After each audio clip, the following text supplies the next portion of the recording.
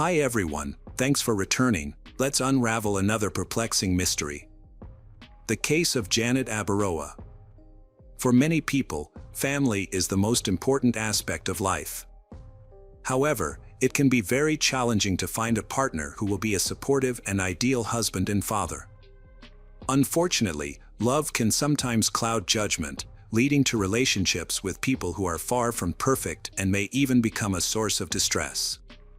Janet Abaroa was born on June 19, 1979, in a small town in Virginia. She was the seventh child in a large family that practiced the Mormon faith, which played a significant role in their lives from a young age. Janet was strong, independent, friendly, and intelligent. She had a deep love for children and always dreamed of becoming a mother. In high school, she played football and basketball and participated in swimming. During college, she continued to play sports for local teams, especially representing the University of Southern Virginia.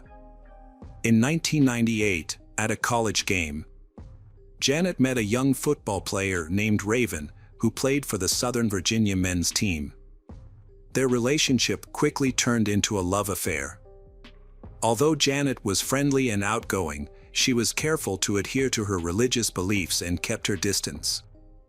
Their relationship lasted for 2 years until Raven proposed to Janet. At the time, Janet was 20 years old and Raven was a year younger. They married in August 2000. To become financially independent, they both took jobs as sales associates at a sporting goods store, which required them to relocate to Durham, North Carolina. The couple rented a house in the suburbs and started their new jobs right away. From the outside, they appeared to have a happy marriage, and friends and neighbors often regarded them as the perfect couple. However, like many relationships, much of their happiness was for show. The couple quickly started facing issues. Janet often told her family and friends that she suspected Raven was cheating on her with various women. At one point, she left their home for a few days but eventually returned. This situation was very challenging for Janet, as she had always dreamed of a strong, loving family and valued loyalty. She felt devastated because she truly loved her husband and did not want to end their relationship. Compounding her difficulties, Janet discovered she was pregnant shortly after Raven admitted to cheating. Although she had always wanted a large family and was excited about the news, Raven's betrayal left her feeling overwhelmed and scared. She did not want to be a single mother. During her pregnancy, Janet grew close to her neighbors and made several friends among them. These friends even spoke to her husband, Raven, urging him to stop cheating on his pregnant wife. It seemed their words had an impact, as he promised to be a better husband. However, Janet remained unsure of the sincerity of his promises, given his history of deceit. Despite her concerns, life appeared to return to normal, especially after the birth of their son, Caden, on October 17, 2004. He became the center of Janet's world. The young family was struggling financially during a crisis. Janet, the mother, had stopped earning an income, leaving Raven as the only provider.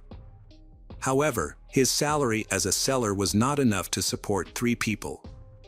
Their landlord recognized their difficulties and agreed to postpone their rent for 3 months, understanding that the baby would add to their expenses. Despite this support, the couple still faced financial challenges, prompting them to seek assistance from the local church, which helped them in December 2004. The situation took a turn for the worse when their son was just 2 months old. Raven was arrested for stealing merchandise from the sporting goods store where he and Janet worked. He had stolen several tracksuits and sold them online, resulting in over $9,000 in losses for the store. As a consequence, Raven was fired, and overwhelmed by the shame of her husband's actions, Janet also decided to quit her job. Fortunately, Raven did not go to prison, but he was required to pay $10,000 in restitution to the store and received a 2-year probation sentence. Afterwards, Janet and Raven were both unemployed. They struggled financially. With a criminal record, Raven was unable to find regular work, but despite these challenges, the young family managed to make ends meet by working part-time. Janet's family received support from relatives while still holding down her part-time job. A few months later, they were faced with a devastating tragedy. On April 26, 2005, Janet picked up her son Caden from daycare to prepare dinner. That evening, her husband came home, they had dinner together, and after Janet and Caden fell asleep, he went to Mauriceville to attend a local mini-soccer game. When he returned home, he witnessed a horrifying scene. Janet was lying on the floor in a pool of blood. Nearby, Caden was lying in his crib, fortunately, was not injured. In shock, Raven immediately called the police. Reporting that his wife had been attacked and covered in blood, although he could not understand the extent of her injuries. He initially thought she had been shot. When paramedics arrived, they discovered that Janet had not been shot, but had been stabbed multiple times. She died instantly from a wound to her neck. Janet was murdered in a rented house in Gifts. Shockingly, she was pregnant and her unborn child was also killed. The police were horrified by the severity of the murder and needed to find out who could have committed such an act. After examining the crime scene, Janet's body was sent to the forensic laboratory. The autopsy revealed 3 deep stab wounds, one on her left hand, indicating that she had tried to defend herself. The fatal wound was to the neck, where the attacker had severed an artery, causing severe blood loss. With such injuries, Janet would have died within minutes. In addition, experts were unable to determine the exact time of death. At the crime scene, forensic scientists gathered a significant amount of evidence from the victim's body, which required thorough examination. Meanwhile, the police sought witnesses who might identify the likely perpetrator. Naturally, police first interviewed her husband, Raven Abaroa. He was called in for questioning multiple times. His statements helped piece together some of the events leading up to the brutal murder.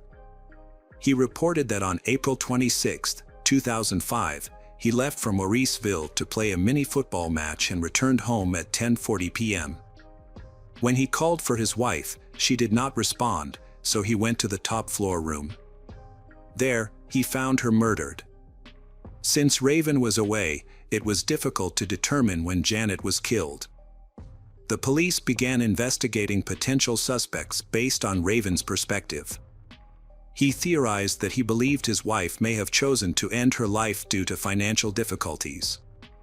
Raven said that sometime before her death, Janet began to behave strangely. However, Janet's family and friends dismissed this idea. They knew her well and had never heard her express such thoughts. Furthermore, Janet was very religious and would never have considered such an act. At this point, police believed that Janet's death was not voluntary. The injuries she suffered could not have been self-inflicted. Additionally, there were clear signs that someone else was in the house at the time of the attack. A bloody shoe print and a single fingerprint were found near the body. The lack of broken windows or doors suggested that the victim had voluntarily allowed the attacker into the house. There were no signs of a struggle, except for defensive wounds on Janet's arm, suggesting that she had attempted to defend herself from a blow. The attack appeared sudden, especially since Raven said that Janet was asleep when he left. It was also unusual that nothing was stolen from the house except Raven's laptop and a few kitchen knives, which may have been used in the attack. The assassin did not take any other valuables, such as rings, jewelry, or expensive items. Therefore, it does not appear to have been a robbery. At that time, there was no solid evidence against the Raven, so he was released, although police started to investigate him more thoroughly. Following the incident, Raven's behavior became increasingly suspicious. Just a day later, he packed his belongings, took his son, and moved to Utah. This reaction seems understandable, as not every husband can stay in a house where such a violent murder took place. He needed the support of his loved ones, which is why he went to where his family lived. Raven's friends later commented that he did not act like someone who had lost a loved one. He did not seem to care about what had happened to his wife or who was responsible. Raven clearly had no intention of helping find the criminal or bring justice. He did not participate in distributing or preparing the reward notice or any other action taken by the police or the family. Instead, Raven simply left with the child and refused to cooperate further.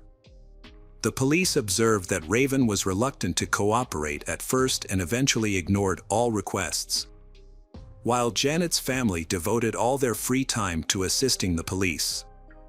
The police became suspicious when they discovered that shortly before the crime, Raven took out a $500,000 life insurance policy for Janet after her second pregnancy had begun.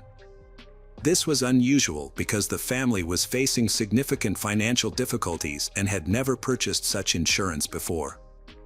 Despite lacking funds for essential expenses, Raven managed to pay for the insurance premiums. Furthermore, the Raven contacted the insurance company to claim the payout soon after the attack, even before Janet was buried. All of this raised red flags, and suspicion mounted around the Raven. Police tried to get to know Raven and quickly realized that he had been dishonest from the beginning of his relationship with Janet. He claimed to be a devout Mormon and even said that he had been on a mission to Peru. This story was false. At the time, Raven lived in Salt Lake City, Utah, where he lived a quiet life after receiving his insurance money. During this time, he met Vanessa Pont, a single mother who lived nearby. They soon began dating. Raven was not like other men. His friendly demeanor set him special. He knows how to attract attention, quickly winning Vanessa over with his lies. He gains her trust by claiming that his wife died in a car accident. At the time, Raven is unaware that Janet's family is watching his every move. They discover his suspicious actions and are determined to find out what he will do next, hoping to gather evidence of his involvement in Janet's death. Janet's family quickly discovers that he lied about her death. But why would he tell almost everyone that his wife died in an accident? At first, Vanessa trusts him completely and doesn't want to know the details of Janet's fate. However, her curiosity eventually leads her to the truth. Janet was the victim of an unsolved murder, dead from 3 stab wounds. Despite this, Raven manages to fool the Vanessa. He repeatedly complains to her about the police and the public's obsession with blaming him for Janet's death, claiming he had nothing to do with it and that a robber killed his wife. Surprisingly, she believes him. Meanwhile, Janet's family contacts Vanessa, his fiancée. They warn her that Raven can be dangerous and advise her to stay away from him, but she ignores their concerns. She is charmed by him and puts her trust in him. After 3 years together, Vanessa and Raven married. Vanessa experienced Raven's mood swings and frequent tantrums, during which he lost control. His violent behavior left her in fear for her life. Their marriage ended abruptly, lasting only 4 months.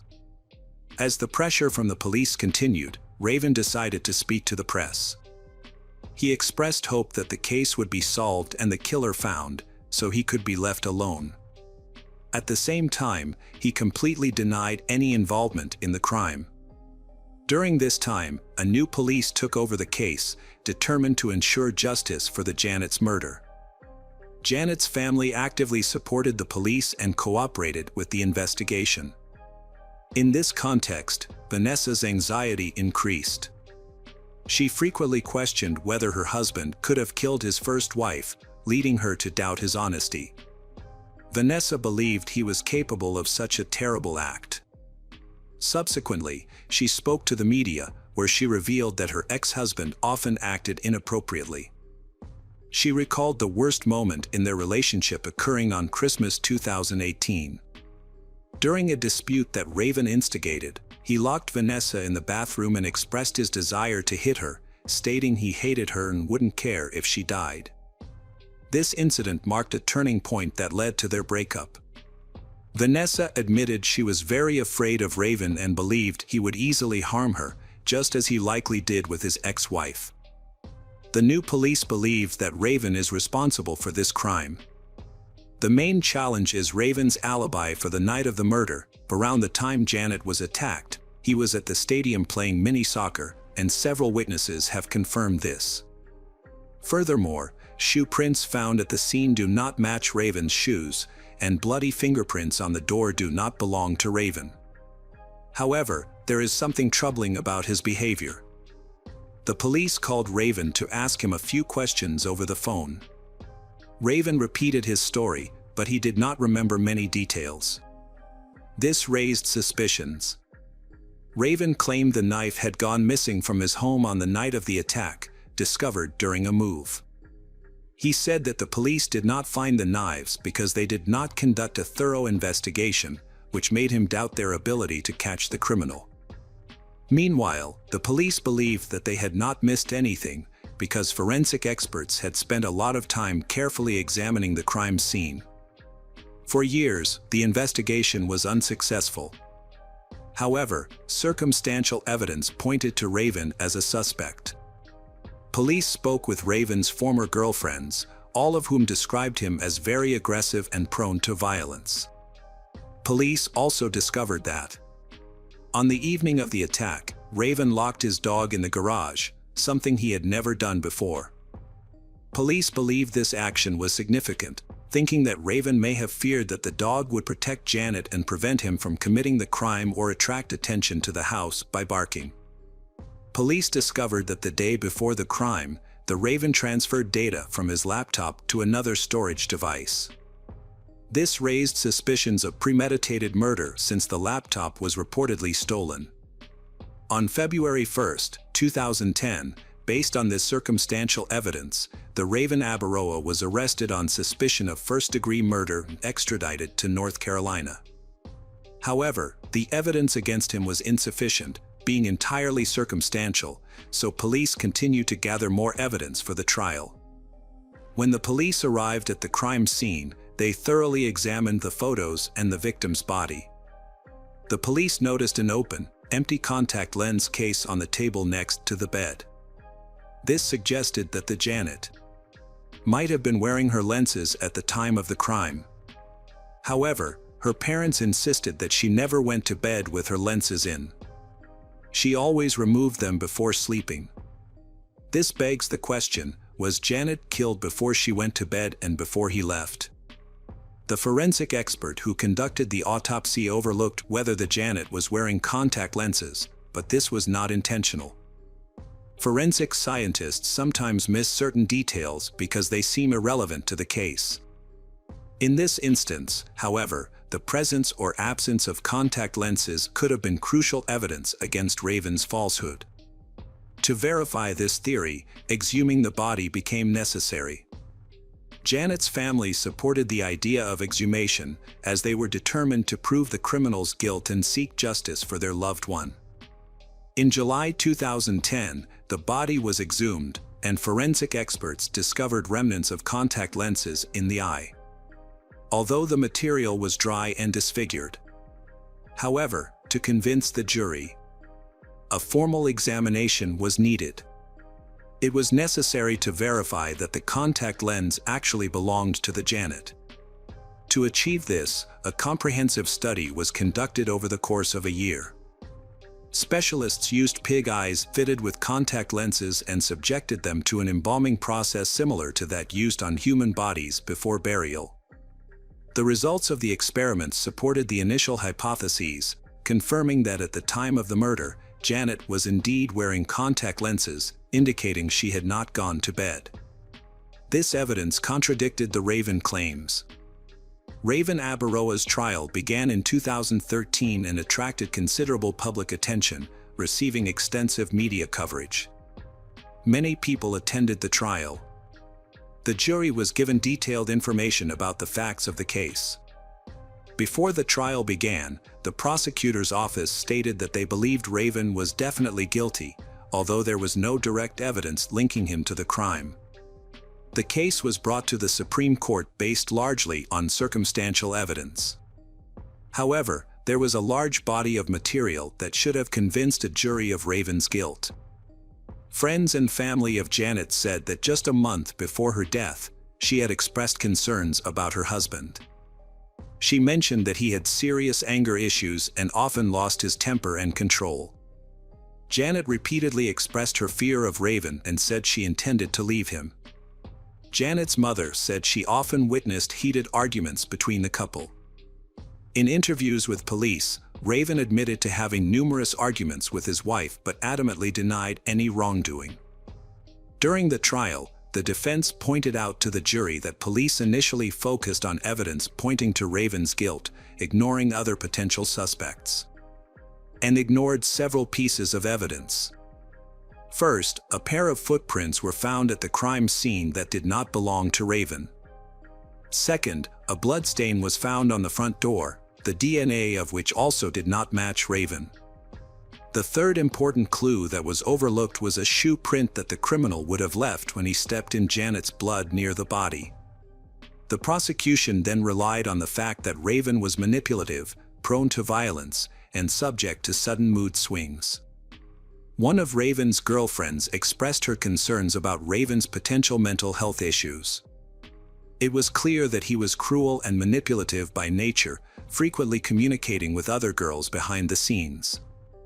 This behavior suggested that he may have planned the murder carefully and may have misled the police. The lover then recounted an incident where Raven forced her to have sex in a car parked on the side of the road. He acted so aggressively that she had no choice but to comply. She even deliberately left a strand of her hair in the car as evidence in case anything happened to her. One possible motive for the murder, according to the prosecutor, was Janet's unexpected pregnancy. She had only shared this news with a few close people, including some of her sisters. While Janet was excited about becoming a mother, she did not view her husband as the ideal father for the child. Given their challenging financial situation, the prosecution suggested that this news could have provoked anger in Raven. During the investigation, a clear lie from the Raven emerged. Raven maintained that he found his wife dead when he spoke to the police. However, during a confession at a local church, he revealed that when he found her, she was still alive and even attempted to speak to him before losing dying. Police suspected that the Janet was involved in a relationship with another man. She intended to leave her husband and had begun communicating with her ex-boyfriend, Scott. However, their messages suggested that they had only recently started talking and that there was no romantic relationship between them. In March 2014, Raven entered into a plea agreement with the prosecution and pleaded guilty to manslaughter for killing his wife. As a result, he received a 10-year prison sentence, with the possibility of parole after 8 years. Custody of their son was given to Janet's family. Raven was released from prison on Christmas Day 2017. He returned to Utah and still lives there to this day. Janet's family was outraged by the sentence, as Janet can never return, while her husband continues to live his life.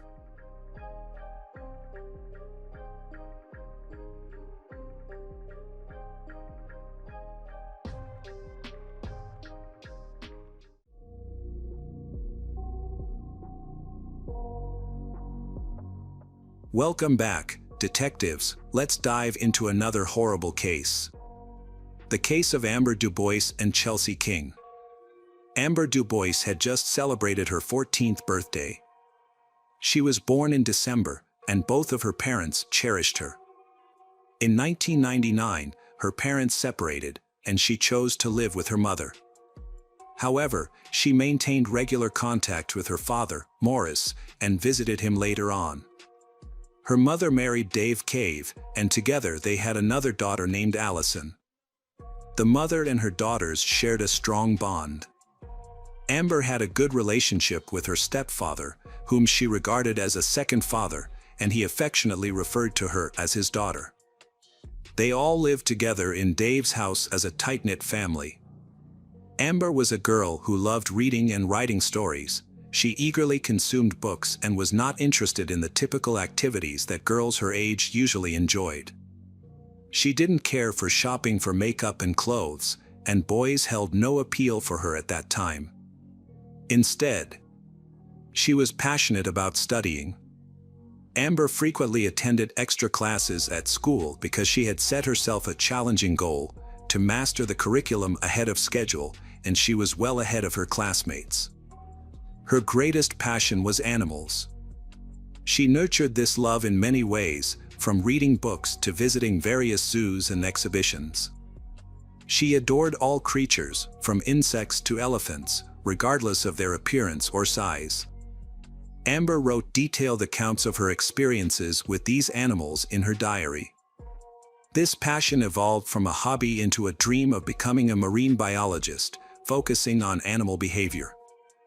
Amidst this, she was excited about the opportunity to join a school program called Farmers of the Future, where students could acquire a farm animal.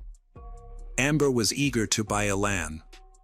Amber's mother and stepfather were not very wealthy, but she strongly urged them to support her project financially. Although they were hesitant at first, they eventually agreed under her persuasion and gave her about $200 for a lamb. However, they wanted to make sure Amber understood the responsibilities that came with this decision. Her mother suggested Amber write a sort of business plan outlining the steps to achieve her goal. Amber wrote a thorough letter that spanned over 2 pages. Recognizing her understanding of the project, her mother agreed to help her carry out the plan. The Amber was excitedly awaiting the day she could pick up her little lamb, whom she had named Linnet. On Friday, February 13, 2009, Amber woke up and prepared for school, packing a receipt for the lamb in her backpack. She walked to school every day, taking a short 10-minute route. However, that day, she did not return home as expected.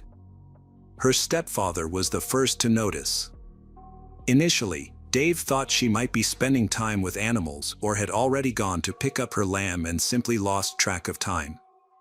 He searched the area around their home but couldn't find her and called out her name, receiving no response. Concerned, he contacted the farmer from whom Amber was supposed to buy the lamb. But the farmer informed him that she had not visited. Next, he called his wife to tell her what had happened. In a state of panic, she quickly called her daughter but received no response. The mother then asked Dave to check both the club and the school for their daughter. He got into his car and drove to the club first, but the staff there informed him that they hadn't seen Amber. Next, he went to her high school, hoping she might still be there, perhaps staying late to take care of her animal or to work on a project. However, when he spoke to the girl's teacher, he was met with a shocking revelation. The teacher informed him that Amber had not attended school that day. Suddenly, it felt like the ground had disappeared beneath him, and his panic escalated, especially when her mother learned about her daughter's absence from school. Amber was an outstanding student, diligent, intelligent, and humble. She worked hard every day to achieve her goal of finishing school early. Under no circumstances could she skip school voluntarily, which led her mother to worry about the worst possible scenarios. On that particular day, Amber was also excited because she was finally going to get her own lamb, a dream she had cherished for a long time. Despite their fears, they held on to hope that she would be found soon. Amber's mother immediately called the police to report her missing. She cried on the phone, pleading with them to start the search for her daughter right away, and they quickly launched an investigation. Meanwhile, her mother took time off work and hurried home to search for Amber. She also informed Amber's biological father, who joined the search as well. Police officers arrived at their home and spoke with Amber's Dave and mother. They described Amber as a shy, home-loving girl who was focused on her studies and loved animals. They emphasized that she was not a troublemaker and had very few friends, making it unlikely that she had run away. Police examined Amber's belongings and concluded that she had not escaped from home. All her possessions and money were left behind, so the police decided to visit her school. They followed the route Amber took daily for many years, hoping to find clues about her whereabouts. It was suspected that she might have been meeting someone before she vanished, but they found no evidence along the way. The police then spoke to the Amber's classmates, who confirmed that she was very focused on her studies and rarely interacted with anyone. She didn't go to parties or have friends or a boyfriend, making it difficult for them to understand where she could have gone. The police also reviewed Amber's online searches and contacts, suspecting she might have engaged with a dangerous person who could have lured her into a trap. However, her search history only included harmless queries about animals, with nothing that raised any red flags. In a desperate effort to find the missing person, police sought help from the public, hoping to receive useful clues. They distributed posters and flyers with Amber's picture. With the help of many city residents, police received valuable information. Several witnesses reported seeing a girl resembling Amber on the morning of February 13th, walking alone on her way to school. One witness noted that she was wearing a sweatshirt because of the cool, light rain that morning. Soon after, another witness came forward. A family friend had driven her daughter to school, and her children were friends.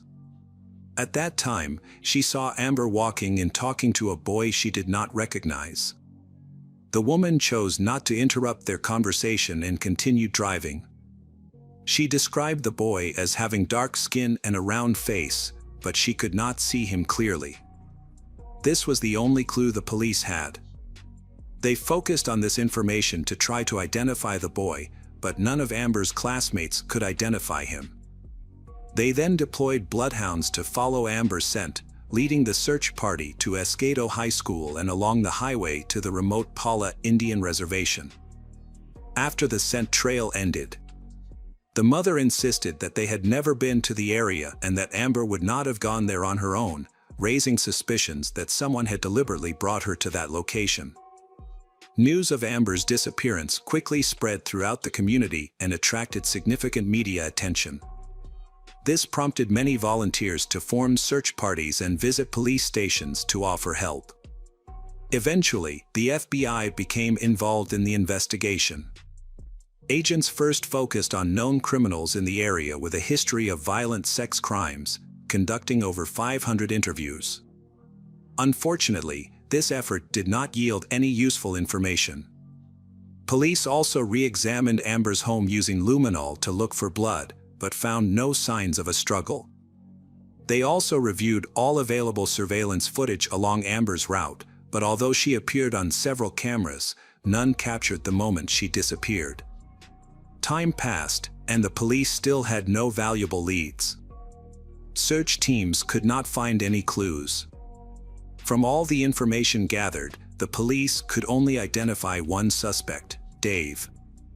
This suspicion arose from the beginning of the investigation. His story seemed fabricated. The police closely examined the family and found an atmosphere of love and understanding. However, Dave had problems with his teenage stepdaughter, Amber. He felt that she should spend more time with the family, while she preferred to focus on her studies, participate in club activities, and spend time alone at home. Dave provided a confusing account of his activities on that fateful Friday. He claimed he didn't go to work, which was unusual for him. Instead, he attended a personal training session, returned home, and then left again.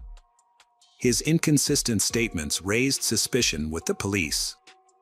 He also visited his wife at her workplace to give her chocolate-covered strawberries as a Valentine's Day gift, an unexpected gesture since it was the first time he had done something like that in their relationship.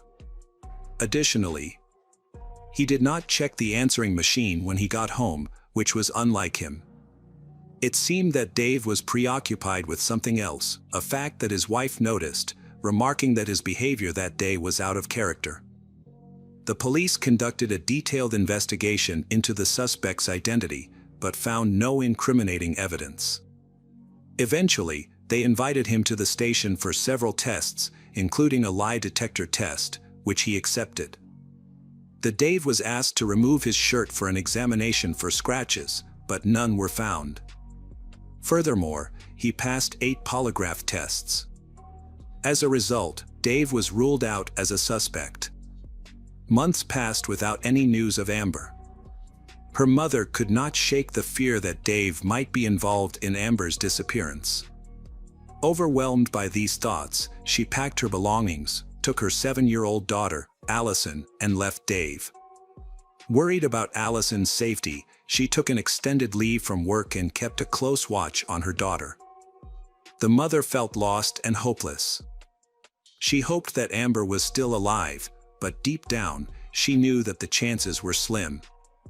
In her desperation, she considered hiring a private investigator, using a dog, and even consulting a psychic to find clues about her daughter.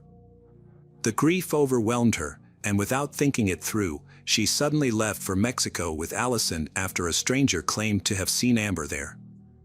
The mother traveled around the city handing out flyers and interviewing people to raise awareness about her missing daughter. Amber's biological father, Morris, was also determined to find her. He quit his job and spent all his savings on the search. The situation took a toll on him, but he persevered. The public response to Amber's disappearance was huge, leading to numerous newspaper articles and several films being made about her case. The entire country was shocked by Amber's disappearance. The number of witnesses contacting the police with various pieces of information increased, but none of this information was helpful to the investigation or provided valuable leads. On February 13, 2010, Amber's family held a fundraising event at a high school to support the ongoing search efforts, which they desperately needed. During the event, police representatives announced that there had been no progress in the investigation and that Amber was still missing. The community rallied around Amber's mother, expressing outrage that the perpetrator was still at large. On February 25, 2010, an unexpected event occurred when 17-year-old Chelsea King disappeared from Poe, a town just a 10-minute drive from Esca. Born in 1992, Chelsea had a younger brother named Tyler and was known for her intelligence, strong academic performance, and love for animals. She aspired to attend college and had already received several invitations, with teachers predicting a bright future for her in the sciences. Chelsea was also an avid runner and was out for a cross-country training run on the morning of her disappearance. However, she never returned home. By midday, her family realized she was missing and couldn't reach her by phone. What worried them most was not just her absence, but that she was ignoring their calls and messages, something she had never done before. Concerned for Chelsea's safety, Chelsea's relatives contacted the police, prompting a large-scale search for her. Police learned from the parents of the Chelsea that she had left home and driven to Burn Ranch Park in San Diego, a well-known spot for walking and recreation. While heading to the park to search for her, Chelsea's parents communicated with the police and provided a statement at the scene. They located their daughter's car parked in the lot, with her phone ringing inside, but Chelsea was missing. Following these developments, many volunteers joined the search efforts. In a wooded area, the Chelsea's socks and underwear were discovered discarded along a path about 3 kilometers from her car. This raised suspicions that a new victim of abduction may have experienced sexual abuse. There had been no news about Amber until her parents learned of this new case. Immediately, they traveled to the park where the incident occurred to assist in the search. Amber's parents believed these cases were related and felt it was their responsibility to support Chelsea's family. They aimed to collaborate in the effort to capture the dangerous criminal threatening the girls. Specially trained dogs participated in the operation, tracking a trail that led to Lake Hodges, situated near the park. This location became the focus of their search efforts. Soon after, they discovered additional items of clothing belonging to the athlete, specifically her sports top and one sneaker. As the search progressed, police reviewed the timeline of events and the most recent crime reports concerning the disappearances of girls. They were already aware of Amber's disappearance and sought out similar cases of attacks in the area from the past few years. A few months before Chelsea disappeared, a stranger attacked another girl who was jogging. This incident occurred on December 22. 2009, involving 22-year-old Candice Mancao, who was running on her usual route near where Chelsea's clothes were later found. During her jog, a stranger suddenly grabbed Candice and threw her to the ground, trying to overpower her. She quickly realized that he intended to rape her. Candice fought back and screamed for help. After this, Candice managed to escape and struck the assailant in the nose with her elbow. The attacker screamed in pain and covered his face, giving her a few seconds to get away. The Candice immediately called the police to report the attempted rape. At that time, the investigation into Candice's case was still ongoing, but police lacked any leads. The police revisited the description of the rapist provided by the survivor. He appeared to be between 23 and 26 years old, fair-skinned with dark hair, and of large build. Meanwhile, the police received analysis results from Chelsea's belongings, which had been found in a wooded area. These results led to a significant breakthrough in the investigation. 2 different DNA profiles were identified on the clothing. The first matched Chelsea, but the second did not belong to her. This DNA profile was quickly entered into the police database, and forensic scientists soon made a 100% match. The DNA was linked to John Albert Gardner, known criminal with a history of sexual violence. Given this connection, police immediately began searching for him in relation to Chelsea's case. The John lived near Bernard's Ranch at the time of his arrest on February 28, 2010. He was 31 years old. Police first examined the John's properties. He owned and rented a significant amount of real estate, but they found no evidence of the Chelsea in any of these locations. After his arrest, the John requested a lawyer and refused to speak with police, which shortchanged the police of valuable time. Despite this setback, there was still hope that Chelsea was alive. The team began to closely analyze the John's profile to determine where he might have taken Chelsea after the kidnapping. John Albert Gardner was born in 1979 in California. He had a challenging childhood, as he frequently moved with his parents. His father struggled with alcoholism and was abusive towards both John and his mother. Additionally, John revealed that he experienced sexual harassment from a female family member, although he did not disclose her identity, stating it was not his mother. John's mother later noted that he had mental health issues from a young age. He spent time in a specialized clinic and took about 20 different medications, but none were effective. John was diagnosed with bipolar disorder and attention deficit syndrome, which caused his mood to fluctuate drastically. In stable moments, he was friendly and cheerful, but he could quickly become volatile when his darker tendencies emerged. In the year John was arrested, he invited a 30-year-old neighbor to his home to watch a movie. Instead of just watching a film, he began to harass her and then attacked and beat her. Fortunately, she survived the assault, managed to escape from his house, and reported him to the police. As a result, John was charged and sentenced to 6 years in prison. Psychiatrists believed he would continue to be a danger to society, yet he was given the opportunity for rehabilitation after his release. One psychiatrist even requested the maximum sentence for someone so dangerous. Despite this, John received a much shorter sentence and was released on parole after just 4 years. Following his release, he violated the terms of his parole dozens of times, but the police took no action. John stopped attending the meetings required by his parole, and there was a victim of one of his attacks who could identify him. However, Candice was visiting her parents for Christmas and was unavailable for questioning. As a result, police decided to visit her and brought 6 photographs. One photo was of the captured rapist, while the other 5 showed men who resembled John. When Candice saw the photo of John, she confidently identified him.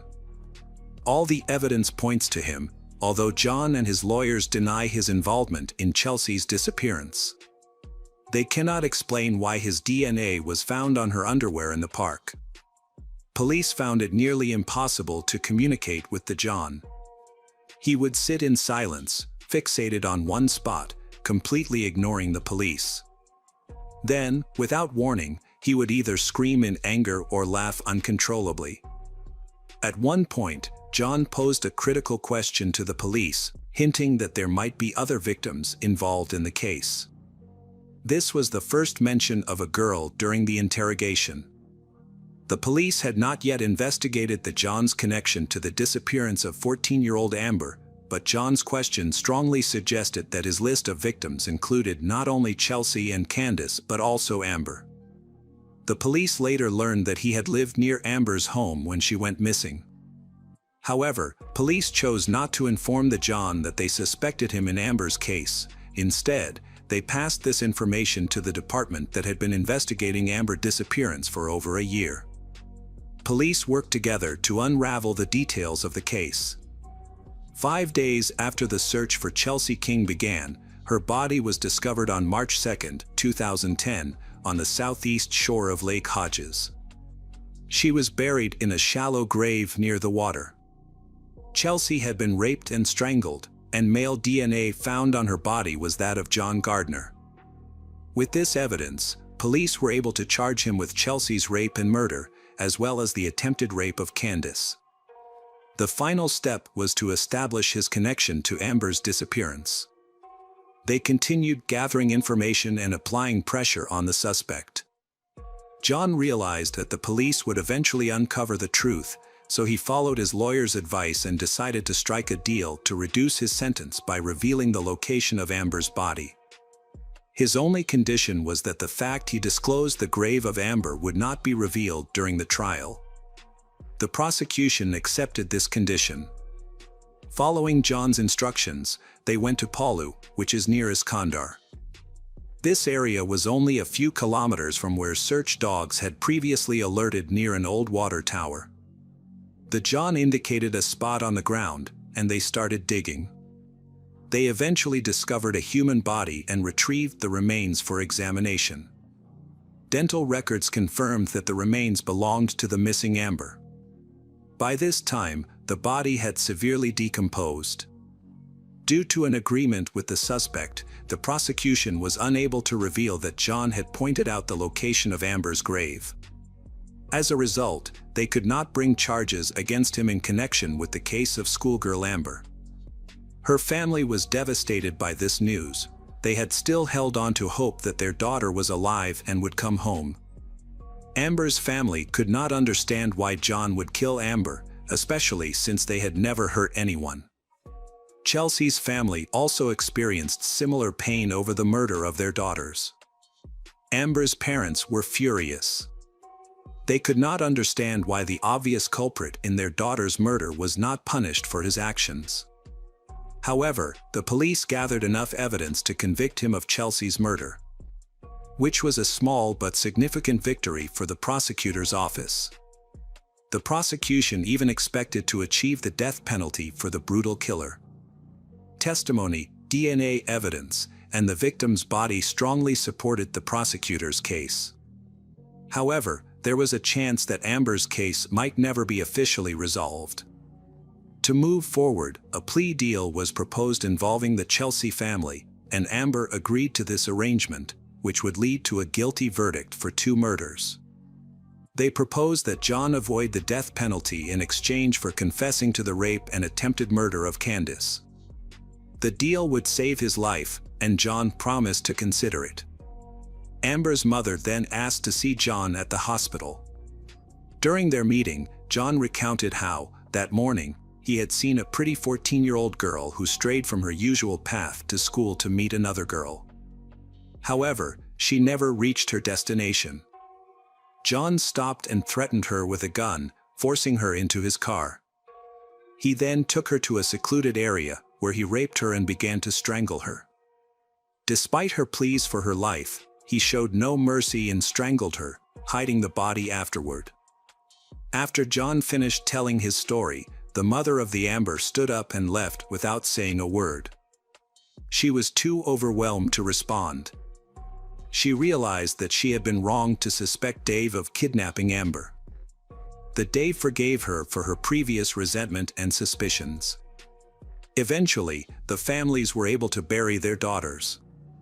In May 2010, John Gardner received 2 life sentences without the possibility of parole for the murders of the 2 girls, along with an additional 25 years for attacking Candace. John expressed remorse and stated that he felt guilty for his actions. Following this, he began experiencing mental health issues and sought medical treatment. After several years, Amber's mother was finally able to forgive her daughter's killer, which brought her relief and closure. This event had a significant impact on society, leading to changes in legislation regarding sexual assault offenders. Penalties, including fines and prison sentences, were increased, and the requirements for supervision after release were strengthened. Additionally, the conditions for parole for these offenses were re-evaluated.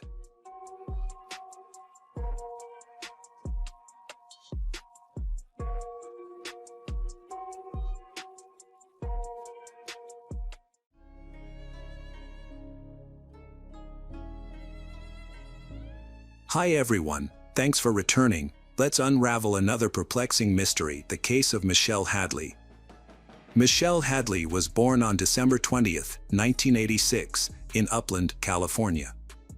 She is the eldest daughter of a business family and was raised in a strict, conservative family. Michelle grew up with a younger sister and had a close relationship with her parents. During her school years, Michelle led a relatively normal life. Michelle's friends describe her as polite and kind, with a straightforward personality who always says what she thinks. Whenever there are disagreements, she tries to resolve them. Michelle was diligent from a young age, consistently completing her tasks and responsibilities. During her high school years, she was in a long-term relationship with a boyfriend. The couple were together for many years and finally decided to get married in 2008. However, she soon discovered that marriage did not bring her the happiness she had hoped for. After 4 years, the couple's relationship began to deteriorate, and they eventually decided to divorce. In 2013, Michelle's life took a turn for the better when she met Ian Diaz, who was 9 years her. For Michelle, the relationship felt like destiny. Ian was a U.S. Marshal, and Michelle worked in marketing. Initially seemed well suited to each other. The two met through an online dating site, and after a whirlwind romance, they decided to move in together by the fall of 2014. Ian proposed to Michelle, and they started making wedding plans. Initially, their marriage seemed perfect. However, Ian's true nature slowly began to emerge. At first, Michelle didn't notice the changes in Ian's behavior and attributed his actions to caring personality. As time went on, Ian's personality changed for the worse. He became more destructive to himself and emotionally hurtful to Michelle, causing her to be shocked, devastated, and extremely confused. Michelle came from a conservative family, and Ian would sometimes ask her to wear revealing clothes that made her feel uncomfortable. Despite her reservations, Michelle went along with her husband's requests, thinking he was just trying to spice up their relationship. However, Ian noticed that she gave in easily and began making even more daring requests. Eventually, Ian asked Michelle to get her belly button pierced, a request she was initially hesitant about, but ultimately agreed to. However, Ian increasingly pushed the limits. His requests began to become more and more strange. He asked Michelle to quit her marketing job and work at Disneyland, a place he loved and had previously worked at as a deputy U.S. Marshal. Perhaps Ian wanted to keep an eye on his wife, and working somewhere where he still had a relationship made sense to him. Ian justified his suggestion by saying he wanted Michelle to be safer, but in reality, he was seeking greater control over her life. Initially, Michelle found the request peculiar, but driven by her love for her husband and her desire to please she agreed.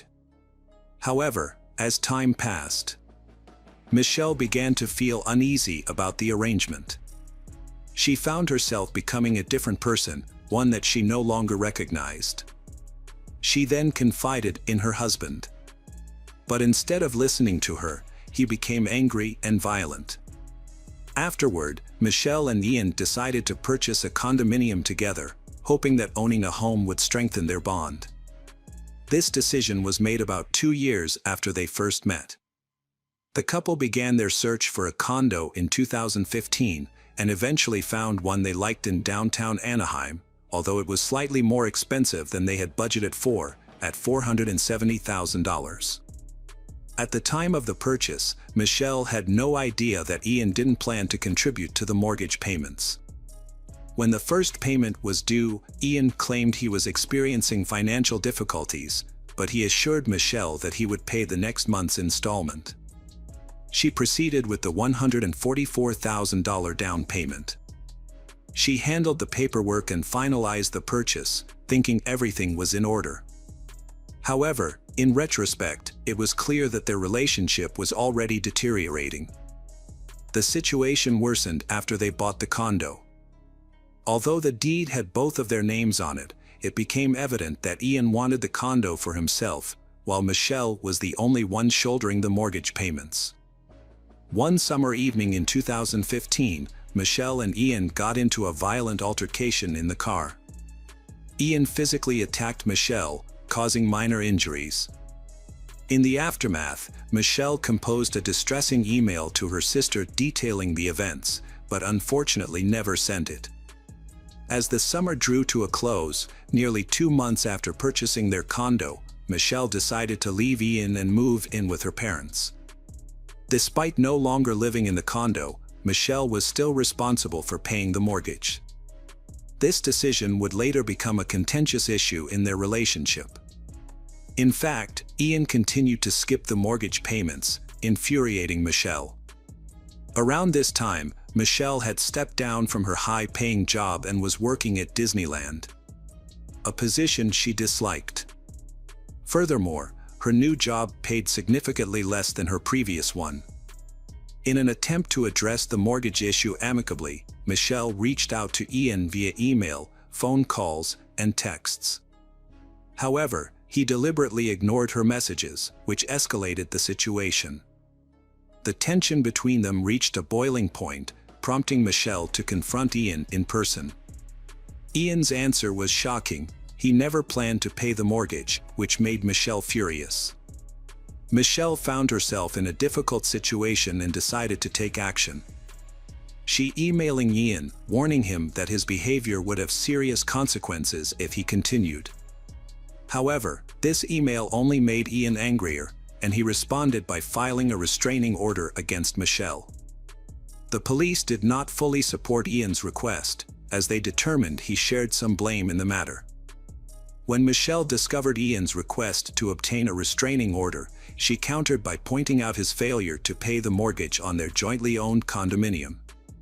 To resolve the issue, they agreed to hire property lawyers and eventually came to a settlement. The court ruling ultimately favored Michelle, ordering Ian to pay the outstanding mortgage balance. If Ian failed to comply, he would face an additional penalty. Although the ruling was unfavorable for Ian, he had no choice but to abide by the court's decision. This situation dragged on for a year, and by 2016, Michelle and Ian had officially separated. This marked a new beginning for Michelle, freeing her from a toxic relationship. In contrast, Ian remained bitter about the outcome, continuing to live in the condo and pay the mortgage. Ian's life had become increasingly complicated due to the condo situation, so he decided to start using dating apps again to try to move on. This was how he met Angela Connell, a woman he thought was perfect for him. Angela was born in 1985 in Phoenix, Arizona. She attended a Catholic high school and later graduated from Arizona State University in 2006. Ian and Angela met in January 2016. And they immediately have feelings for each other.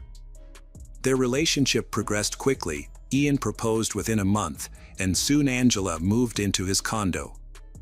It seemed as if they were meant to be together. By May 2016, Angela announced she was expecting twins, which made Ian incredibly happy.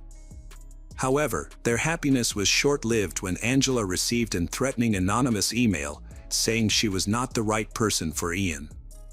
Angela was taken aback by the message and initially suspected it might be from her ex-boyfriend, Jason Rayburn, with whom she had a tumultuous relationship before marrying Ian. However, something didn't add up. She had cut off all contact with Jason after their breakup, so he doesn't know about her new relationship with Ian. It wasn't until Ian brought up the topic of the condo, which was purchased by his ex, Michelle, that Angela realized Michelle might be the one sending the messages. As time passed, Angela received more emails from different accounts. The emails all contained similar information but were worded differently.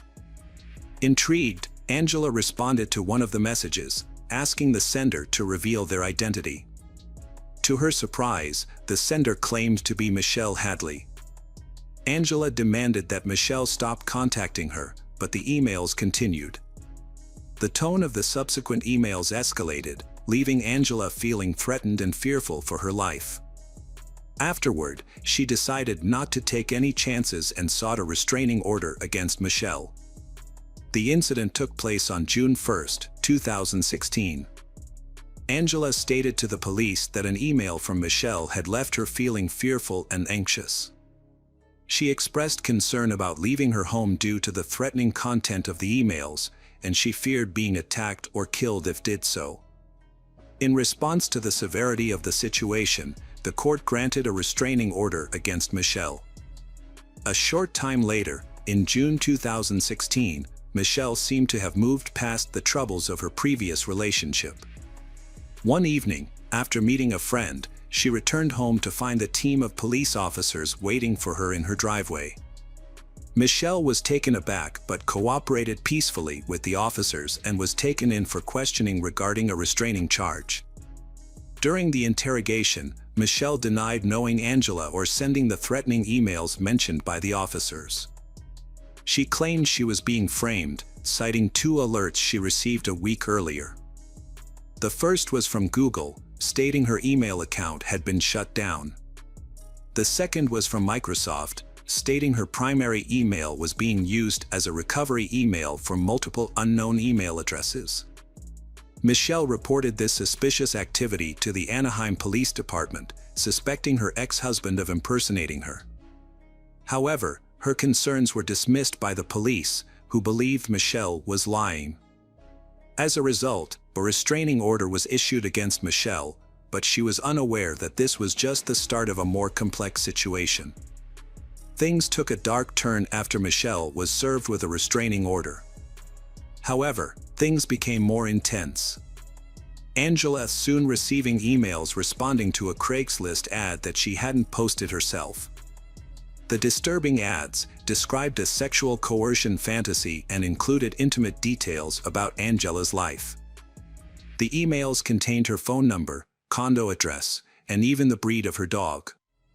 It was clear that someone had created an account in her name, but what was particularly unsettling was how they had access to such precise information.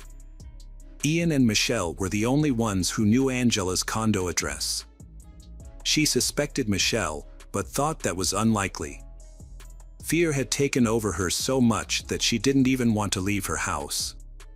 The thought of someone knowing her address and watching her all the time made her extremely uneasy. Not knowing who was behind it made her feel even more scared. On June 24, 2016, just days after posting the Craigslist ad, Angela was attacked, and her life was put in danger. Bruises covered her neck, her clothes were torn, and she had a severe head injury from being slammed into a wall. Despite her condition, Angela quickly called 911. When the police arrived, they questioned her about the assault, and Angela revealed that Michelle was her attacker. This time, the police decided to take stronger action against Michelle. They believed that a restraining order would not be enough to protect Angela, and they made the decision to arrest Michelle. While Michelle was in jail, she managed to contact her parents, who are conservative. Her parents were determined to handle the situation discreetly. They posted Michelle's bail of $10,000, made possible by their financial stability as successful business owners. Angela started receiving harassing emails after the incidents. Interestingly, the emails she received came from Michelle's personal email address. However, it's unclear if Michelle actually sent them. On July 13th, Angela contacted 911 because she saw a strange man outside her condo. When the police arrived, the man claimed he was responding to a Craigslist ad posted under Angela's name that featured explicit content. Further investigation led the police to discover that the ad was created from an account linked to Michelle. This raised questions about Michelle's potential involvement and whether she may have provided false information to the police. On the other hand, it's possible that someone was using Michelle's name to mislead the authorities. The next day, on July 14th, Michelle was arrested again, with bail set at $1 million, an amount her parents couldn't afford to pay. Michelle strongly denied sending the emails and creating the Craigslist ads. Her parents believed her because they knew she wouldn't send threats to anyone. Concerned about the potential consequences, Michelle's parents hired a lawyer, thinking that the person behind the threats could continue to get their daughter arrested. While Michelle was in jail for the second time, the threats and emails aimed at Angela stopped again. For 3 months, everything seemed calm for Angela. Meanwhile, Michelle's parents were trying to figure out who was impersonating their daughter. They gathered their daughter's records, including school and hospital records, to see if they could find any weaknesses in the case against her. This led them to find important evidence. Michelle was in the hospital on the same day the first emails were sent, making it impossible for her to have sent them herself. Michelle's parents were given new hope when they received an update about her situation. They had been trying to track down the source of the emails they were receiving, which had encrypted IP addresses. To do this, Michelle's father downloaded various software programs to help identify the senders. Then, in a surprising turn of events, her parents received a phone call with some unexpected news: Michelle's bail had been posted. The surprising twist was that the person who posted the $1 million bail was Ian, the same person who had been treating Michelle badly. This took place on September 30th, 2016, when Ian presented the police with the bail money. Michelle and her family were stunned by this development and couldn't understand why Ian would do such a thing. They had many unanswered questions about his motives. Was he trying to make amends for his past behavior, or was there another reason behind his actions? After Michelle's release on bail, she and her family sought answers. Ian then revealed shocking information, claiming Angela had framed Michelle for sending threatening emails. Angela allegedly used fake email accounts in Michelle's name to send the emails to herself. Angela also posted ads on Craigslist, making it seem like Michelle was responsible. The details in the ads could only have been known by Ian and Angela. Further investigation revealed that Angela's bruises found on June 24, 2016, were self-inflicted. Ian discovered CCTV footage that supported this claim. Ian also uncovered Angela's history of deception. She had been lying since the day they met, and one notable example was her fake pregnancy. Ian found evidence that Angela had bought a fake sonogram of twins on Etsy for $7.50 and a positive pregnancy test kit to support her fabricated story.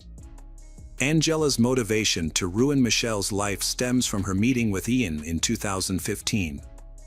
Ian frequently discussed Michelle and an incident involving a condo.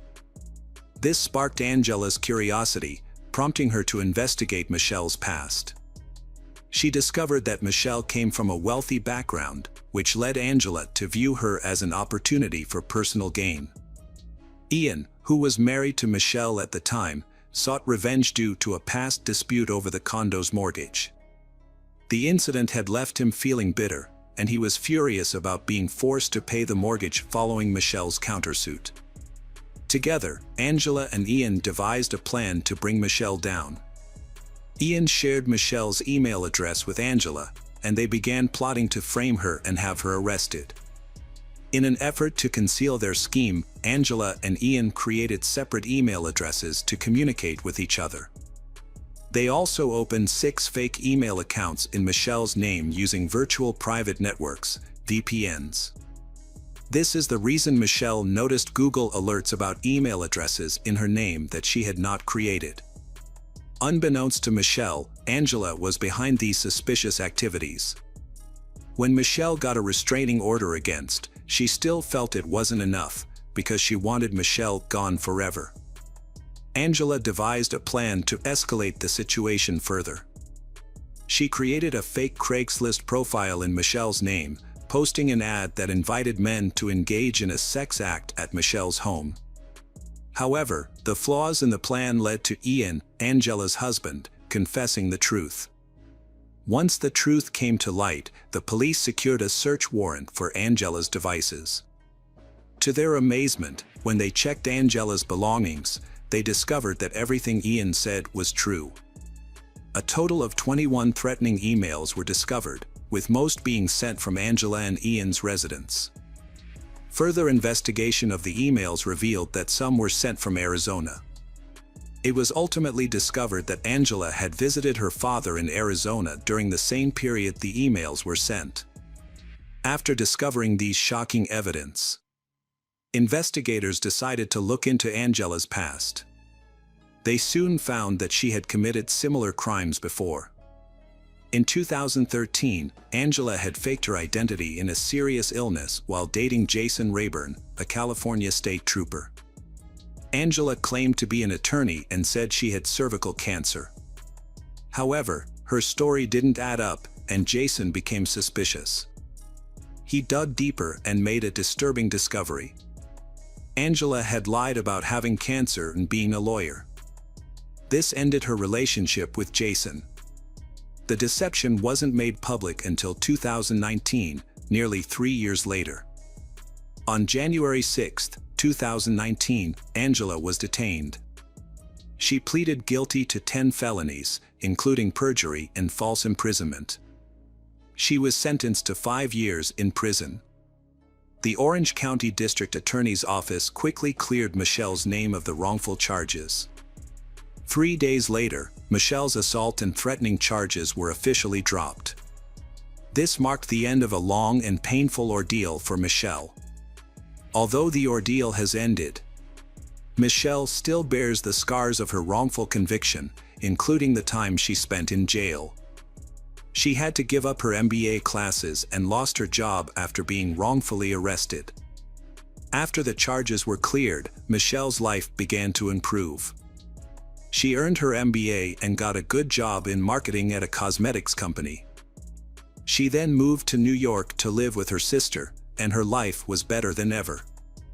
Ian, on the other hand, separated from Angela and sold their condo for $500,000.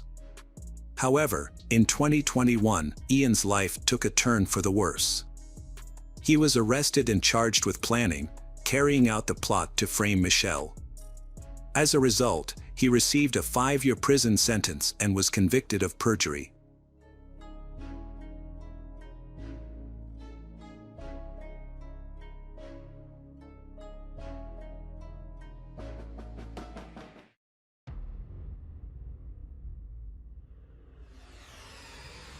Hi everyone, thanks for returning. Let's unravel another perplexing mystery. The case of Tracy Hallett and J.B. Beasley. J.B. Beasley was born on July 31, 1981, in Troy, Alabama, to Cheryl and Hilton Lanier J.B. After her parents divorced in 1984, J.B. moved to Dothan with her mother. Her mother later married Joey Begun, who became J.B.'s loving stepfather, and she and her 4 sisters grew up in a house in Dothan. She was an outgoing girl who enjoyed a variety of activities, including cheerleading, dance lessons, playing the piano, and swimming. J.B. and her sisters also modeled for several companies. During high school, she met Tracy Hallett, with whom she quickly formed a close friendship. Tracy was born on March 3, 1982, to Carolyn and Robert Hollett, a police officer with the Dothan Police Department. Her life took a dramatic turn when her father died when Tracy was 5 years old. Her mother then married Mike Roberts, who raised Tracy with her mother. Unlike her friend J.B., Tracy was shy but always put others before herself. As the eldest in the family, she took her responsibilities very seriously, especially when it came to her two younger brothers. Tracy attended Northview High School, excelling in her studies and participating in extracurricular activities as a cheerleader, often with J.B. As the two girls began to enter adulthood, they had no idea of the tragic fate that awaited them. On July 31, 1999, J.B. and Tracy set off from Dothan in J.B.'s 1993 Mazda 929 to attend a birthday party in Headland, a town just a few miles north. However, unfamiliar with the roads, the two young women soon found themselves in trouble. Just minutes after starting their journey from home, they became lost. At approximately 10:30 p.m., J.B. and Tracy stopped at a BP gas station in Headland to ask for directions. The gas station was located near the intersection of routes 173 and 431. Using the pay phone at the gas station, they called their friends to get a better idea of how to get to the party. However, after driving on, J.B. and Tracy found themselves in Ozark, Alabama, about 24 miles northwest of Headland, instead of their intended destination. Still confused about the directions, the girls stopped at the Big Little store at 11:30 p.m. Although the store was closed, they used the pay phone to make another call. This time, Tracy called her mother to tell them they were lost in Ozark and planning to return home. A woman, Marilyn Merritt, and her daughters then stopped at a gas station to buy a soda. Tracy and J.B. approached them and asked for directions to Dothan. Marilyn explained the route as best she could, and the girls seemed to understand. She found the girls polite and well-mannered and noted that their car was clean. Marilyn recalled that the girls left the parking lot and turned right, as she had instructed. However, at that time, J.B. and Tracy had not returned home. The next morning, August 1, 1999, around 8 a.m., Tracy's mother contacted the police to report her daughter missing. Police soon discovered their first clue regarding the girl's disappearance. After Tracy was reported missing, police found J.B.'s car on Herring Avenue in Ozark. What was unusual about the discovery was that the car's gas tank, which had been full the day before, was now nearly empty. The car showed signs of having been driven in muddy conditions, but the doors had been locked, although the driver's side window was partially rolled down. There was no evidence of forced entry. Inside, police found J.B.'s driver's license on the dashboard, as well as the girls' wallets, which still contained cash. However, the car keys were missing, and neither Tracy nor J.B. were found. A fingerprint on the locked trunk lid led police to believe something was seriously wrong. As they surveyed the scene, they suspected the trunk might contain vital clues but were hampered by the lack of a key. However, after 6 hours of investigation, they found an interior latch that allowed them to open the trunk without a key. When police opened the trunk, they made a horrifying discovery: the bodies of two girls inside. Both victims were fully clothed, but their pants were soiled from the waist down. Each had been shot once in the head. An autopsy revealed that Tracy had been shot in the temple, while J.B. had been shot in the right cheek. Tracy's body also showed a 9mm shell casing in her leg, scratches on her arm, and spikes stuck in her jeans. J.B.'s clothes, especially her new shoes, were muddy and dirty. Police discovered that the two girls had likely been shot inside the trunk, although initial signs suggested an execution-style killing. After notifying their families of the discovery, an official murder investigation was launched. Police found the girls' wallets, jewelry, money, and credit cards still in the car, indicating that this was not a robbery. Autopsies revealed no alcohol or drugs in the victims' systems. Additionally, the autopsies confirmed that neither girl had been sexually assaulted before her death, ruling out a sexual motive. 2 months after Tracy and JB's murders, the State Crime Lab released a report revealing the presence of unidentified semen on JB's clothing and skin. Despite this new evidence, the fingerprints found on the trunk lid remained a mystery, as there was no match in the database. With no clear leads, the investigation stalled. As news of the girls' deaths spread rapidly, police still had few leads to identify a suspect. A reward was also offered to try to gather information related to the murders, but no new leads were discovered. However, police soon received an unexpected breakthrough in the case. A month after the discovery of JB and Tracy's bodies, Johnny William Barentine, 28, a longtime resident of Ozark, came forward to the local police department on September 1st. Johnny claimed to have witnessed the girls' murders. He testified that on the night of the murders, he had gone out to buy milk for his 2-year-old son around the time Tracy called from the Big Little Store pay phone. At 1 a.m., Johnny returned home visibly upset and initially told his wife that he had been hit by a black truck near Herring Road. However, during a 4-hour interview with Ozark police, Johnny gave 6 different accounts of what he knew. He initially told Ozark Police Chief Tony R. Spivey that he saw a black truck speeding away from the area where the girls' bodies were discovered. Unfortunately, his story continued to change and contradict throughout the interviews. Johnny initially claimed that he picked up a tattooed stranger and drove to the Big Little Store. He later said that the stranger got into a car with 2 girls, whom he recognized as the 2 girls who were later found dead. Johnny said that the group drove to Herring Avenue, where the stranger forced the girls out of the car, leading to a struggle as the girls tried to escape. According to Johnny's statement, after witnessing a confrontation, he saw something in the stranger's hand just before hearing 2 gunshots. Johnny then drove the stranger away from the scene before returning home.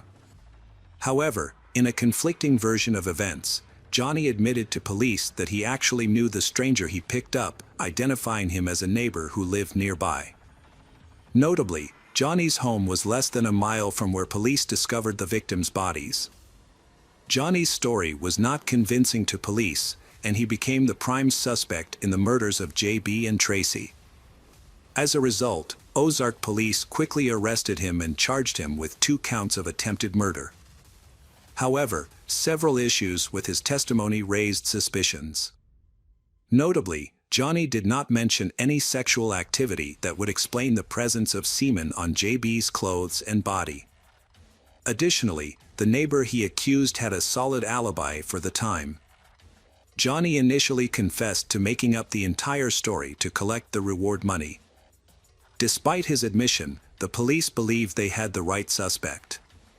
At a preliminary hearing on September 21st, Alabama Bureau of Investigation Special Agent Charles Huggins testified that Johnny accurately described the victim's clothing and other relevant details, indicating that he was indeed present at the crime scene.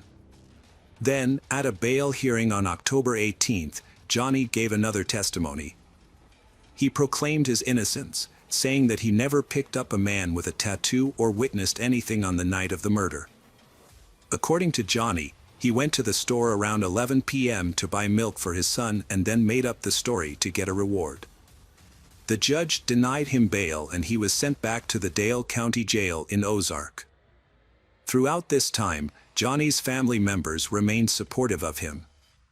They gave interviews to the media, expressing their belief in his innocence and stating that he was incapable of harming anyone. Johnny's attorney, Bill Kimmons, argued that his client had no involvement in the murders of Tracy and JB, emphasizing that the 4-hour interrogation had affected Johnny, who was trapped in his own false confession. Johnny's defense also pointed out that he had only completed 7th grade and part of 8th grade. He said his client was in special education, suggesting he was incapable of planning the heinous crime. After further investigation, it was discovered that Johnny's DNA did not match the semen found on the victim's body and clothing. As a result, He was released from prison on December 17, 1999. In January 2000, a Dale County grand jury chose not to indict Johnny, officially clearing him of any suspects in the murders of Tracy and JB. This development led to a setback in the investigation, with criticism directed at the police methods used and doubts raised about the Ozark Police's ability to handle the case. However, police continued to focus on other potential suspects. During the investigation, a man from Michigan was identified as the prime suspect. He had attended a party the night of the murders near the area and JB's car was later found. The man had left town shortly after the murders, raising suspicion. Police interviewed him 3 times in Michigan but were unable to provide a clear explanation for the 3 to 4 hour gap in his alibi for the night of the murder. However, these statements were never made public by police. The case against him was eventually dropped after DNA evidence proved his innocence. Another key lead police are investigating is the driver of a small white pickup truck that was spotted at the Big Little store. Security footage captured the truck at the gas station when JB and Tracy stopped to call Tracy's mother from a payphone. The video quality was poor and did not show the driver or anyone getting in or out of the truck. It was impossible to follow a digital trail, as there was no record of gas being purchased at the gas station at the time. After releasing photos of the truck to the media, police asked the public for information, but as leads went cold, the driver and truck were never found. The last potential lead was a Mississippi man who had been extradited to Ozark from Jones County on an unrelated charge of possession of drug paraphernalia. The man had stayed with relatives in Ozark for a short time before leaving town 2 days after the murder, prompting police to question him. However, the questioning yielded no significant information and, without evidence, they were forced to release him. A woman contacted police in March 2000, reporting that she had heard screaming and 2 gunshots on the night of July 31, 1999, near Highway 123 South, just inside the city limits. When asked about her delayed report, she explained that she feared being implicated. Police searched the area thoroughly based on her description and found a 9mm bullet, the same caliber used in the murders of Tracy and JB. However, the make of the bullet did not match the brand of the shell casing found on Tracy's body. Furthermore, the bullet had no markings that could be used to forensically compare it to other evidence in the case. Unfortunately, this lead ended up being another dead end for the police. Several leads in the JB and Tracy case eventually ran into dead ends, but police were determined to find a DNA match. As JB and Tracy's grieving families tried to move on with their lives, the case went cold. Years later, however, a dramatic development reignited the investigation. A major breakthrough came in 2015 when Rena, an auxiliary Ozark police officer, came forward and publicly accused an Ozark police officer of killing JB and Tracy and others of covering up the incident. Rena made several serious allegations related to a 1999 incident in Ozark. According to her, a police officer stopped a man named JB on the night of July 31, 1999, looking for cassette tapes containing recordings of conversations. These tapes allegedly implicated Ozark police officers in a cocaine distribution and profiteering scheme. Rena asserted that the search for the tapes ultimately led to the murders of the 2 innocent girls. Rena further alleged that several law enforcement officers knew the identity of the killer but chose to cover it up by destroying evidence. They also allegedly threatened her to keep her from speaking out. She specifically named 3 police officers, Gary "Butch" Whittington, Rex Tipton, and Eddie Henderson, as harassing and threatening her. Rena further accused then-police Chief Tony Spivey, who led the initial investigation, of being involved in the cover-up. However, she did not reveal the identity of the specific police officer she believed was responsible for the murders. Noted American journalist and newspaper editor John B. Carroll wrote an article discussing the case. John B. believes that the officer involved thought that Tracy and JB would use the tapes as evidence in a trial scheduled for August 2, 1999, just 48 hours after they were killed. However, John B. also claims that Rena was severely beaten with a baseball bat after speaking out, which prevented her from naming the real killer. The officers Rena accused all denied any involvement in the murders of JB and Tracy. Without any physical evidence, none of them were ever officially named as suspects in the case. Regardless, the allegations exploded on numerous true crime websites and social media, leading to a defamation lawsuit. On January 29, 2016, Keith Coffin, Rex Tipton, Tony Spivey, Eddie Henderson, and Gary Butch Whittington, all Ozark, Alabama police officers, filed a defamation of character lawsuit against Rena Crum, John B. Carroll, and Dean Matthews. That case was dismissed in 2018. In May 2016, Rena Crum was convicted of molesting JB's sister and was given a suspended sentence and a $250 fine. Over the years, police investigated multiple theories, interviewed hundreds of people, and took DNA samples from several suspects, but to no avail. It took 20 years and the advancement of new DNA technology before police were able to make an arrest. In March 2019, police sent DNA found on JB's body and clothing to Virginia-based Parabon Nano Laboratories, which specializes in DNA. Using a public genealogical database to analyze the suspect's DNA and match it to genetic information led police to a breakthrough in the case. The new evidence linked DNA found at the crime scene to a suspect named Coley McCraney, a man in his 40s. At the time, Coley was not a suspect in the 1999 murders of J.B. Beasley and Tracy Hallett, but the discovery changed everything. Coley, an Alabama native, had led a relatively normal life before his DNA linked him to the crimes. Born in Alabama, Coley attended and graduated from Carroll High School in Ozark in 1992, where he was an accomplished athlete and served as president of the school's library club. After completing high school, he enlisted in the United States Air Force and served from 1993 to 1997. Coley's personal life involved several marriages. He married his first wife in 1992 but separated 2 years later and eventually divorced. During this time, his ex-wife accused him of assault and filed a complaint with the Air Force. After the divorce, Coley remarried in 2001 and started a family with his second wife. With the exception of a child support issue in 1998, Coley has no prior criminal record or criminal history. Coley spent 20 years as a truck driver for various companies in Alabama. In addition to his trucking career, he recently co-founded a church and served as a bishop. At the time of the murders, Coley was 26 years old and lived on Lisenby Drive in Ozark, about a mile from where J.B. and Tracy's bodies were discovered in 1999. 20 years after the murders, Coley was arrested on March 19, 2019, following a traffic stop in Daleville, Alabama.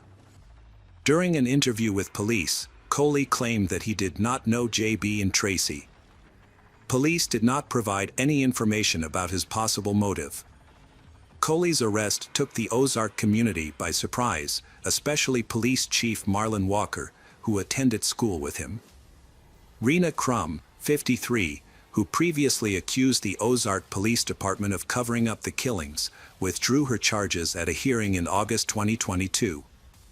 Coley McCraney, 49, is facing 5 counts of attempted murder for the shooting deaths of J.B. Beasley and Tracy Hallett and is being held without bail in the Dale County Jail ahead of his trial, which is scheduled for April 17, 2023. At trial, Coley admitted that he knew J.B.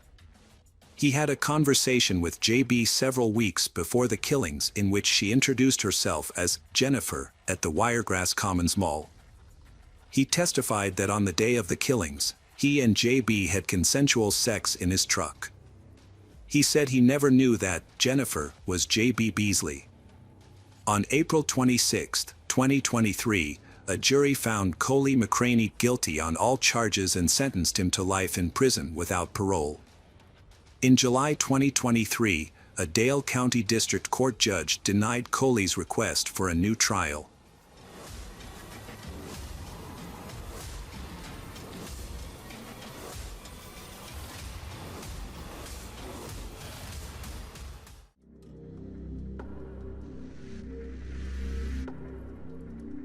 Welcome back, detectives. Let's dive into another horrible case.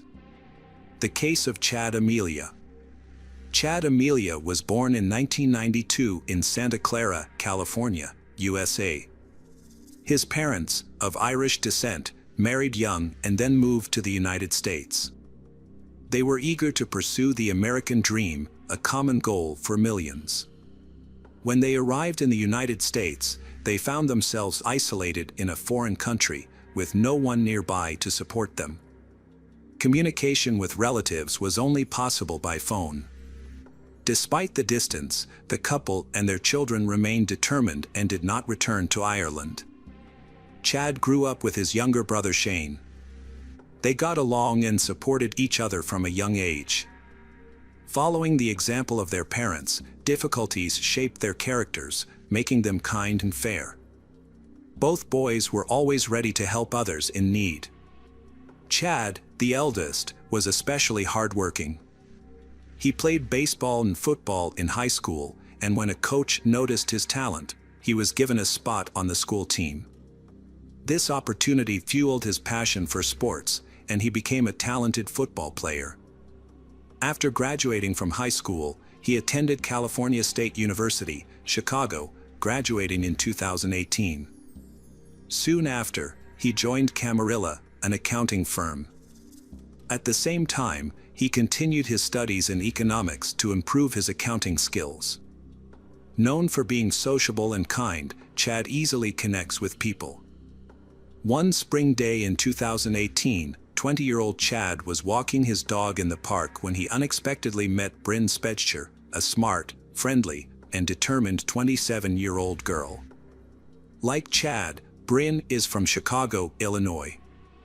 She moved to Washington when she was older, making some changes to pursue her education and find a good job. Bryn was born with hearing problems and was nearly deaf from a young age, forcing her to wear a hearing aid. This made her feel out of place in the educational environment, leading to various challenges. However, it also fueled her desire to help others, as she tried to maintain a positive attitude. Despite the difficulties of moving to California, Bryn earned a degree in audiology, a significant accomplishment that she had long pursued. Her career was just beginning, and she quickly secured a position as an audiologist at a hospital in Los Angeles. She wanted to help others who, like her, faced hearing challenges. Bryn lived in California for about a year but was not sociable and often took time off from work, so she did not have a wide circle of acquaintances, communicating only with a few friends with whom she could spend weekends. Chad changed her life dramatically. They started talking and quickly realized that they had many common interests. Chad was very fond of his smart and attractive girlfriend. He often talked about her to his friends, and he expressed his happiness. She seemed pleased too, eager to share stories about him with her friends. They seemed like the perfect couple, visiting each other often. On May 27, 2018, Bryn went to her boyfriend's house, bringing along her beloved service dog, a husky guide dog. Her boyfriend, Chad, also had a dog, and the two animals got along well. The following weekend, about a month later, Bryn was planning a business trip to another city, so she wanted to spend some time relaxing with her Chad before the trip. And Chad lived in the Tarzana Oaks area of California. That evening, one of Chad's neighbors, a guy named Vinny, returned home around 2 a.m. He spent about half an hour with Chad and Bryn, who were watching their favorite TV series. Vinny then went to sleep in his room, while another neighbor slept, using earplugs and sleeping pills. That night, Bryn and Chad decided to smoke marijuana. In California, marijuana use is legal, having been legalized in 1996. Chad took a few breaths and quickly relaxed. Bryn, at first, she didn't feel anything, so she tried again. This time, she felt terrible. Her mind went blank, her vision blurred, and she had trouble breathing. She told her boyfriend, who went into the kitchen to get her some water. She felt so bad that she feared for her life and asked Chad to stay with her. Chad, who had used before, didn't have the same problems and was calm enough to support her. Bryn admits that she thought she was going to die. She began hallucinating about dying in pain and felt like she wouldn't survive the night. She was angry at her boyfriend because he seemed fine and suspected that he was setting her up. In her hallucinations, he became the bad guy who orchestrated her death through drug use. She also heard voices in her head urging her to kill him, and Bryn realized that the only way she could survive was to get rid of her boyfriend.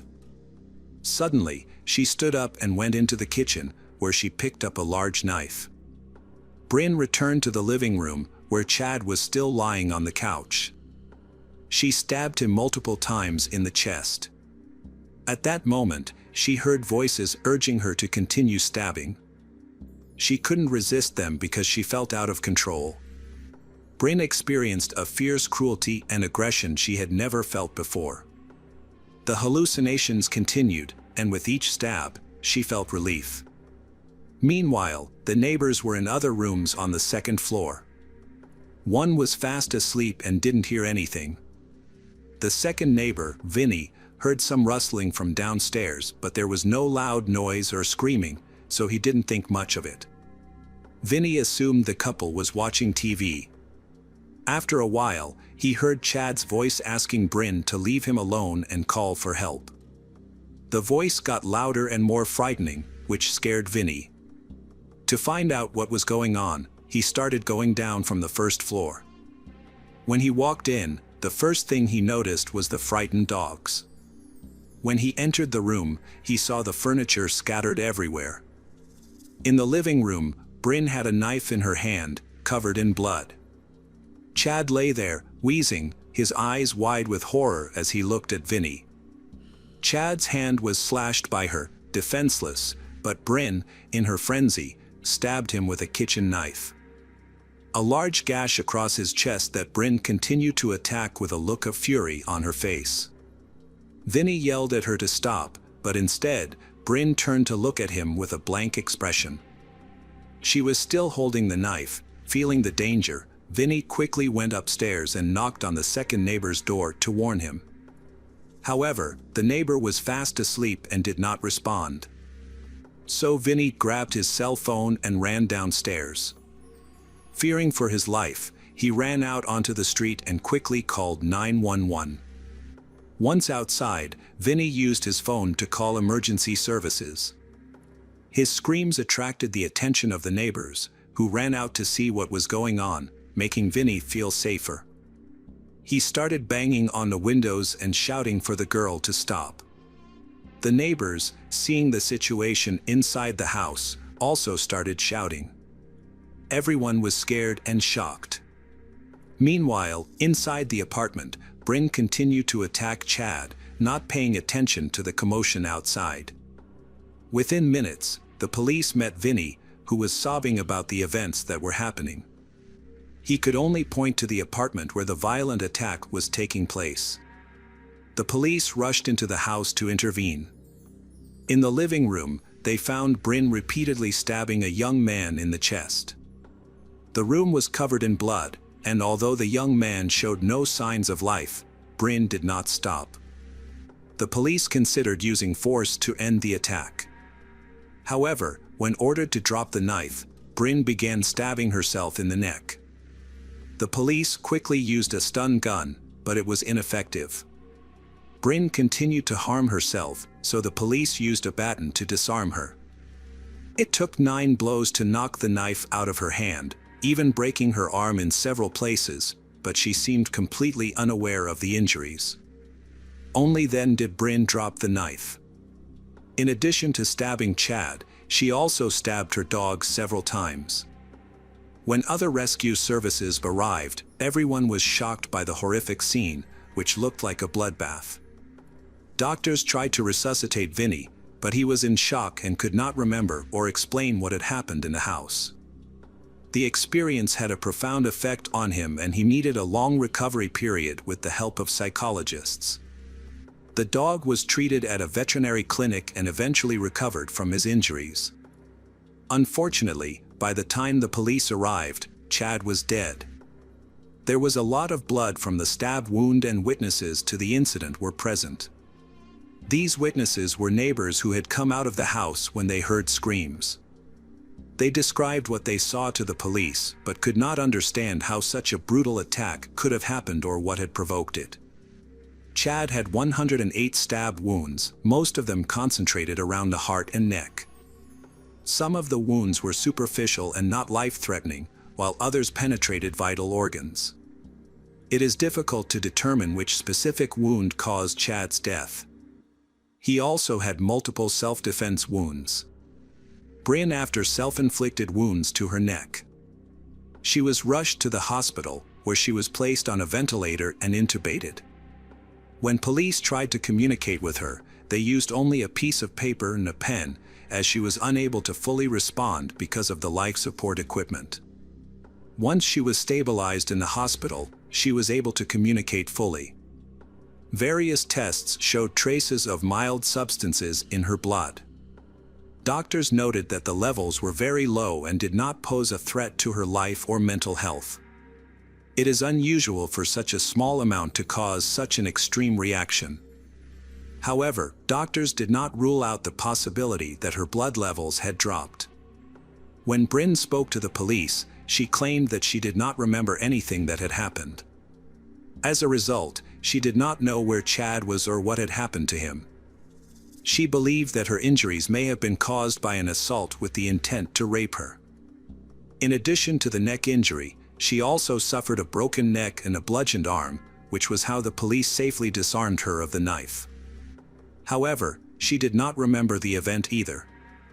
Bryn could not believe the police account of how she attacked and stabbed her boyfriend. Despite this, she did not seem to feel remorse for her actions toward Chad.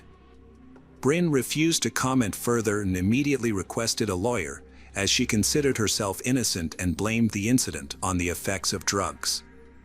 The last thing she remembered was being discharged from the hospital after 4 days, on May 31st, when she was immediately arrested for Chad's murder. Eventually, she was able to share a more detailed account of the events of that tragic night. Bryn recounted her story. She had gone to visit her boyfriend with a dog and they watched TV together. Around 10:30 p.m., when Chad stepped outside to smoke, she joined him, saying she wanted to try it too. She then began to feel unwell, hallucinating and hearing voices in her head.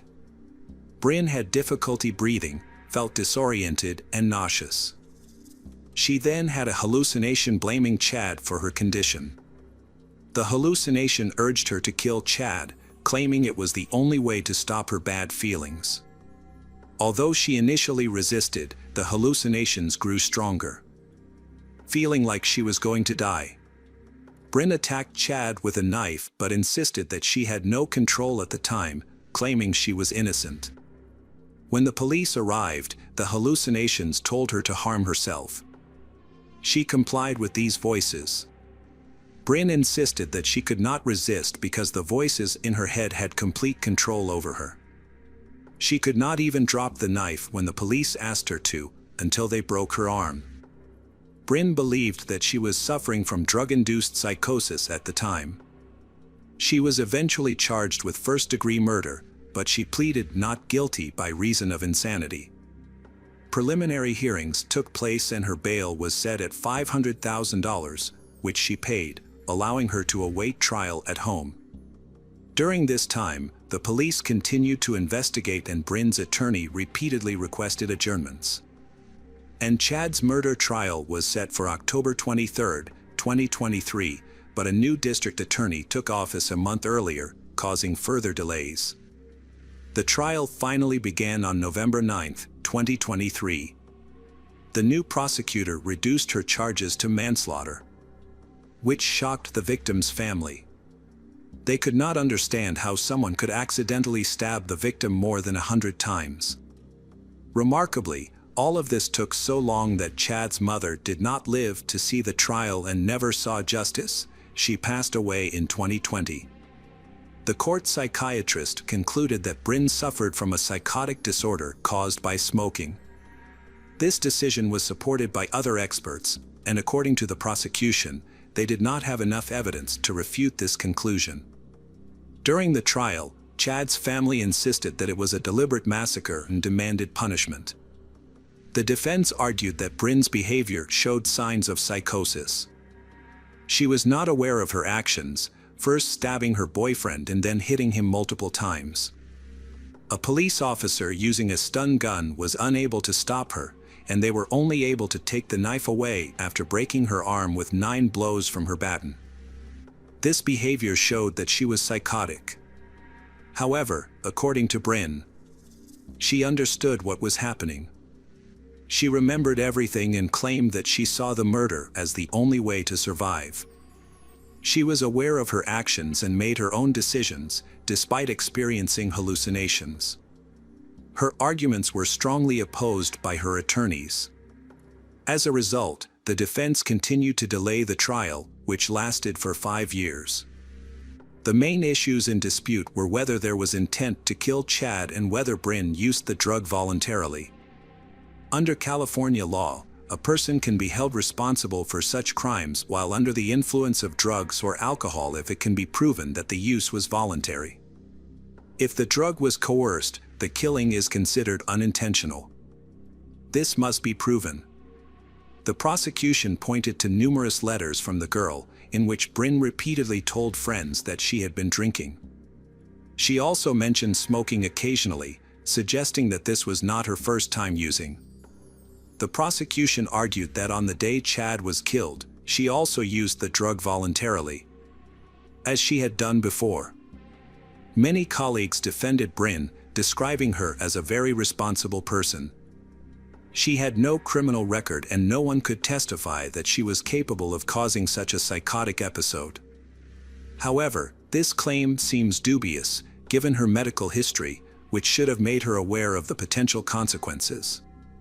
She defended herself by saying that she was unsure what drugs her boyfriend had smoked and given her that night and believed he had given them to her intentionally.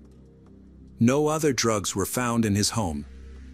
Bryn's parents defended her, claiming that she had no romantic relationship with Chad and that she was acting in self-defense against harassment. They attempted to portray her as a heroine. However, friends on both sides disagreed, saying that Chad and Bryn had been together for nearly 2 months, had an intimate relationship, and that everyone knew about it. Chad's relatives denied any allegations of violence against him. They described him as respectful of women and noted that although he had a smoking habit, which his parents had advised him to quit, it was legal and had never caused any problems. They insisted he was not aggressive, so they did not believe he would attack his girlfriend.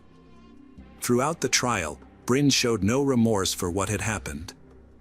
The only time she cried was when the brutal details of her arrest were described.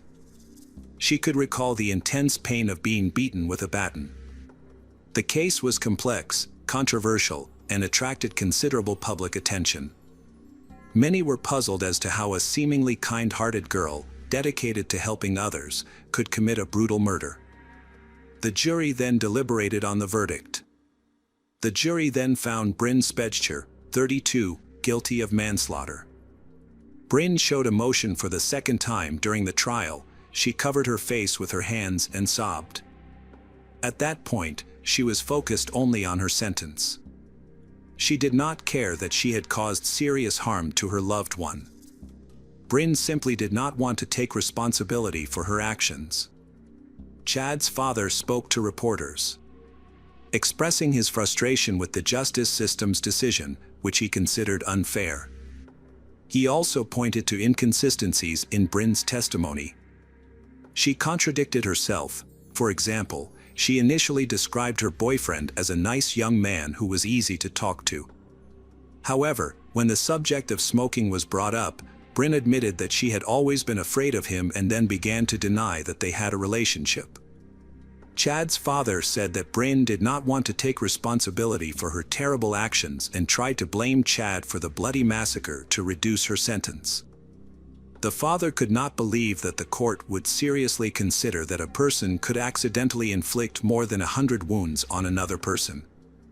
His son's death was not simple or painless. Chad had suffered a lot, and now the killer was trying to blame him with lies.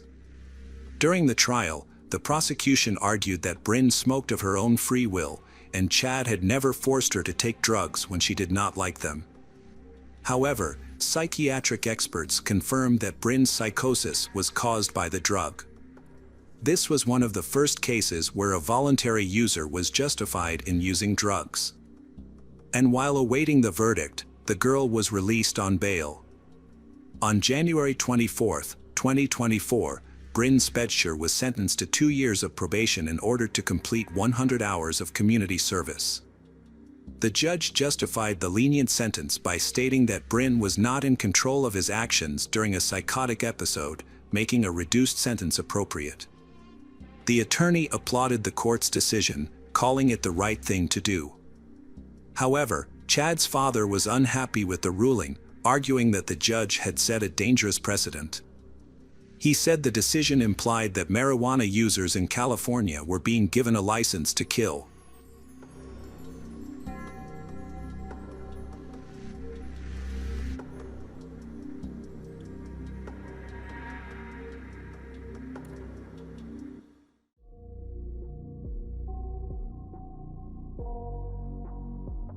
Hello, crime enthusiasts, are you ready for another chilling investigation?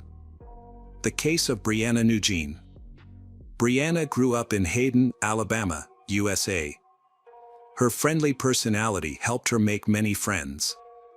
She doesn't care about boys at school. Instead, she devotes herself to her studies with the goal of becoming a nurse. After graduating high school, she enrolled in the nursing program at Wallace Community College. There, she met Stephen Nix, who was known to enjoy drinking and gambling. He was not concerned about having a stable job and often acted irresponsibly. Stephen worked as a cleaner at the medical center where Brianna was interning, and he seemed uninterested in improving his life.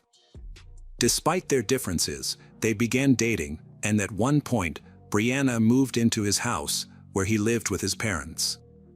However, after a while, Stephen admitted to Brianna that he was having an affair with a coworker. This revelation shocked Brianna, leading her to end the relationship. She then focused on her studies and successfully earned her nursing degree. During the following year, Stephen repeatedly tried to reach out to her, pleading for another chance and promising he would never cheat again. Eventually, Brianna relented and agreed to give him another opportunity.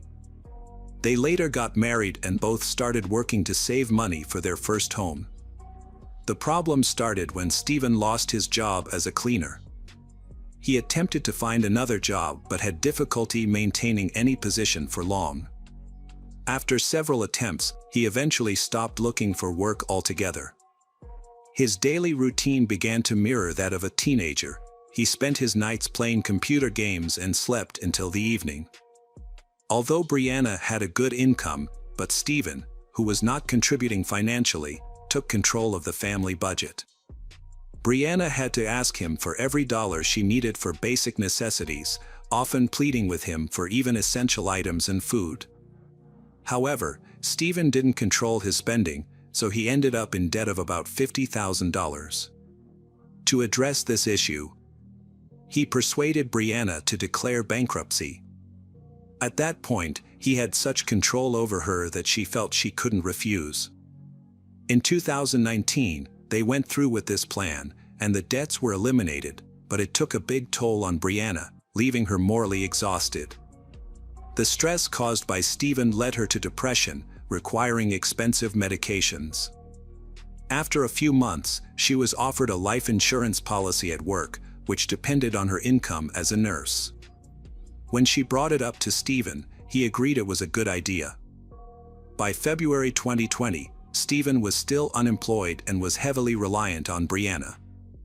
She started to suspect that he might betray her again and feared he was using illegal drugs. To protect herself, Brianna hid her medications from him, but he continued to control her finances and her life. She felt trapped in a toxic relationship and was unsure how to escape, fearing her parents would judge her for wasting time on someone unworthy. Ultimately, she only confided in a few close friends and her sister, sharing her intention to file for divorce. On March 2, 2020, around noon, Stephen called 911, claiming he found his wife, Brianna, unresponsive in the bathroom.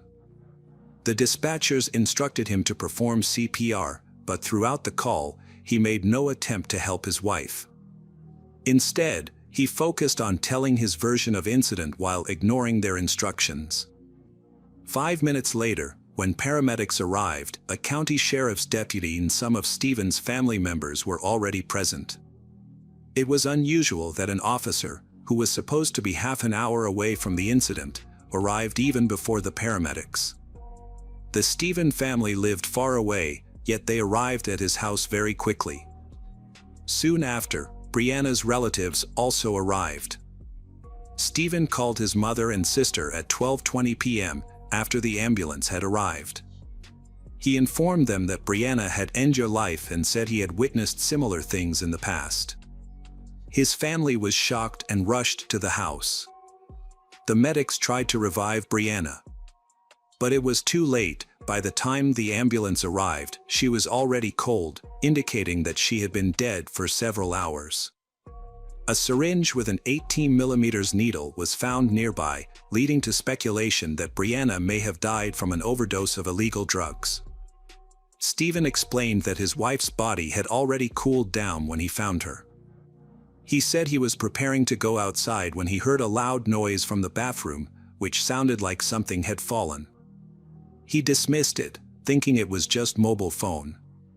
After going shopping and returning about an hour later, he went upstairs and found his wife lifeless. Brianna's family rejected the idea that her death was due to an overdose. They frequently communicated with her and did not see any signs of substance abuse. As a nurse, Brianna was subject to random screenings for alcohol and illegal drugs at work, and her results were consistently negative. Her colleagues also expressed disbelief, stating they could not imagine her using anything harmful. When Brianna's relatives arrived, they observed that Stephen appeared calm and not overly concerned about the situation. He was even cleaning the bathroom. However, his demeanor changed dramatically, and he became nervous once police officers arrived. While the police were focused on investigating the crime scene, Stephen took a bag of collected garbage from the bathroom and threw it into his pickup truck instead of the trash bin. When the police requested access to Brianna's mobile phone, Stephen refused. However, her sister was able to unlock the phone and discovered that Stephen's last call to Brianna was made at 7:53, a time when he usually would still be asleep after a night of playing video games. When questioned by the police, Stephen claimed he had called her number just to tease her, but he did not explain the nature of the joke. Additionally, at 12:02, after calling 911, Stephen inexplicably sent a text message to Brianna. He could not explain why he would text someone who had already passed away. He also refused to allow the police to inspect his car. After learning that he had thrown the garbage bag away, the investigator had to return to the station to obtain a warrant. This inadvertently allowed Stephen time to get rid of the evidence. He quickly got rid of the garbage and erased any traces of his actions. The crime scene was thoroughly cleaned by the next day, when Brianna's relatives arrived to gather items for the burial. Brianna's sister was shocked to discover that Brianna didn't even own nice underwear. This seemed odd. It also shows that her husband does not allow her to spend any money on herself. The following day, Stephen called Brianna's sister, Brittany, and invited her to his home for a discussion. When she arrived, his relatives were already there. He showed her 2 empty bottles of opioid painkillers and a bag of syringes. Stephen claimed he found these items in a drawer of Brianna's belongings, suggesting she died from a drug overdose due to a long-standing addiction. However, this medication can only be prescribed by prescription, and it certainly does not belong to Brianna. Brittany was sure that Stephen was lying. After Brianna's death, Brittany and her mother went through Brianna's things and didn't find anything missing. They would have been aware if anything was gone. Then, Stephen showed Brittany another drawer that had Brianna's underwear in it. He claimed to have found more evidence there that Brittany and her mother had overlooked. At that point, Brittany started to think that Stephen might have been involved in Brianna's death, and she no longer wanted to listen to him. Brittany went to the funeral home to style her deceased younger sister's hair and makeup, Brianna, despite strong objections from Stephen's family. Upon arriving, she quickly realized why they were so concerned. She discovered her sister's body covered in numerous fresh bruises and over 80 injection marks, some new and others starting to heal. At the time of her death, Brianna was a certified nurse and knew how to administer injections properly. If she had a secret substance addiction, her level of bruising is also not normal. Additionally, some injection sites were located in where Brianna couldn't have reached herself without assistance. They also found signs of trauma on her palms, resembling defensive wounds. The condition of the needle marks indicated they were inflicted about 8 to 12 hours before her death. The nature of some injuries suggested that someone had restrained Brianna while administering the injections. This case cannot be considered end your own life, and it feels like the police are against Brianna.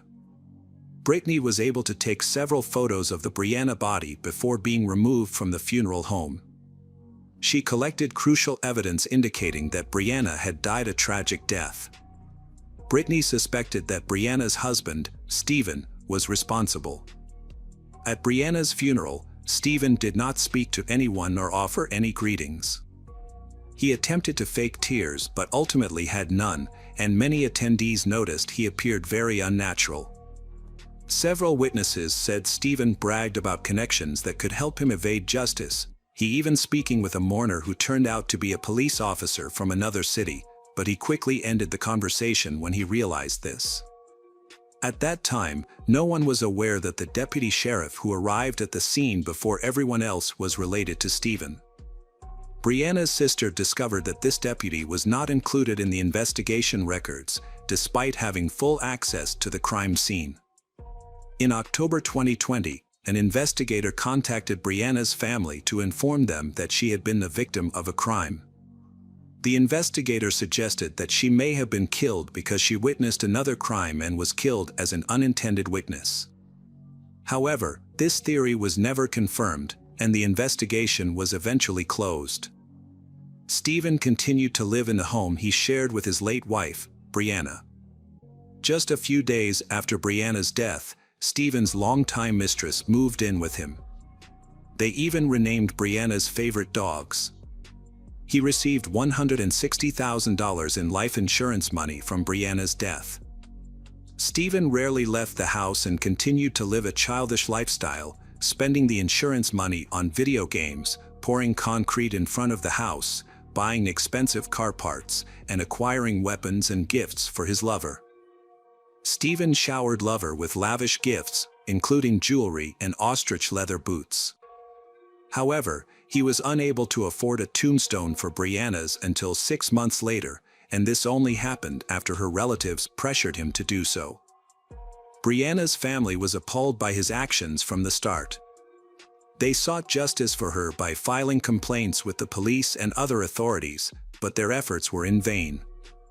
The case was closed, labeled as an accident, and no investigation was conducted to gather evidence or identify suspects.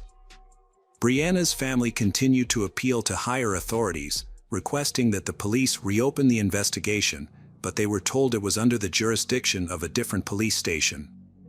The Brianna's family is concerned that Stephen's connections are obstructing the investigation. Despite this, Brianna's sister remained persistent, and the case was reopened. Unfortunately, it was soon discovered that all the evidence had been lost, and no thorough examinations had been conducted during prior investigations. Stephen is still withholding crucial case information from Brianna's sister and mother. Although he claims that access to the medical report from the pathologist is restricted until an official conclusion is reached, this is misleading. He is aware of the report's contents, raising questions about his motives. Eventually, the Brianna's family hired a private detective who was able to uncover various materials. One significant find was video footage from a search of Stephen's car and home, which showed him smiling brightly while leaning over Brianna's lifeless body. Following the public revelation of this footage, Stephen became fearful and installed security cameras around the house. Meanwhile, Brianna's sister Brittany continues to search for evidence that proves Stephen was involved in her younger sister's death. Brittany sent a photo of a package of fentanyl to Brianna's co-workers, who firmly stated that the medicine package did not come from the hospital, as they had never seen such drugs before. It was later revealed that a different drug from another manufacturer was used at their workplace, which had different packaging. This contradicted Stephen's earlier claim that Brianna had become addicted to drugs at work. Moreover, an official request from a medical institution confirmed that Brianna could not have stolen the drugs, as their records were strictly monitored. The large needles found in Brianna's home were not typically used for such drugs, and Brianna, a nurse, was aware of this. Additionally, Brianna's family received a toxicology report about 4 months after her death. The report revealed that her body contained high levels of various psychotropic substances, including of antidepressants and fentanyl, almost double the lethal dose. The Brianna's family believes that Brianna, given her experience with medications, would not have made such a mistake or acted carelessly. When Brittany spoke to the medical examiner responsible for the autopsy and the cause of death determination, he mentioned that the conclusions in the autopsy report heavily relied on the circumstances surrounding the death. They reviewed reports from investigative agencies like the sheriff's office and the coroner's office. Brianna's death certificate states that the immediate cause of death was an overdose, and it categorizes her death as an accident. However, achieving justice remains difficult. The Brianna's family initiated a petition to raise public awareness, which could have helped with legal and social expenses. Unfortunately, they only raised $5,000 instead of the needed $20,000, leaving the majority of the financial burden on Brianna's family. The case is over. Justice has not been served. We will follow the new details of the case in the future.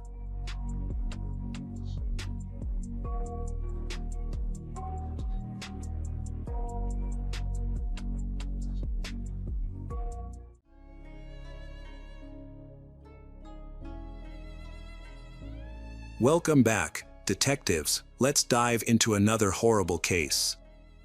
The case of Munchi Ji. In 2012, Munchi Ji, a Chinese citizen, enrolled at the University of Missouri, Columbia, USA, where she earned a master's degree in mechanical and aerospace engineering. One of her professors was impressed by her expertise and offered her a job at biomaterials company. While working there, Munchi met her future husband, Joe Elledge, in September 2015, as he was pursuing his engineering studies. They both worked at the same company, where Munchi was Joe's boss. Their feelings for each other grew quickly, and just a year and 7 months after their first meeting, Joe proposed to Munchi on September 22, 2017, on a trail at Rock Bridge Memorial State Park, called the Devil's Refrigerator. They got married only 2 weeks later. Munchi's parents think they rushed into marriage due to the impending expiration of Munchi's visa. They felt that American citizens couldn't fully grasp the difficulty that immigrants face. Although Munchi is financially independent, but she still has difficulty obtaining citizenship.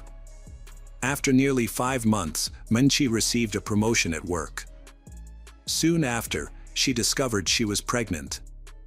Munchi and Joe decided that she should decline the promotion and leave her job to focus entirely on motherhood, even though she was the primary breadwinner for their family at that time. Their income decreased significantly, but it was sufficient for their essential needs. In October 2018, Zhou and Minqi's family gave birth to their first daughter. However, after her birth, Minqi and Zhou began to face difficulties.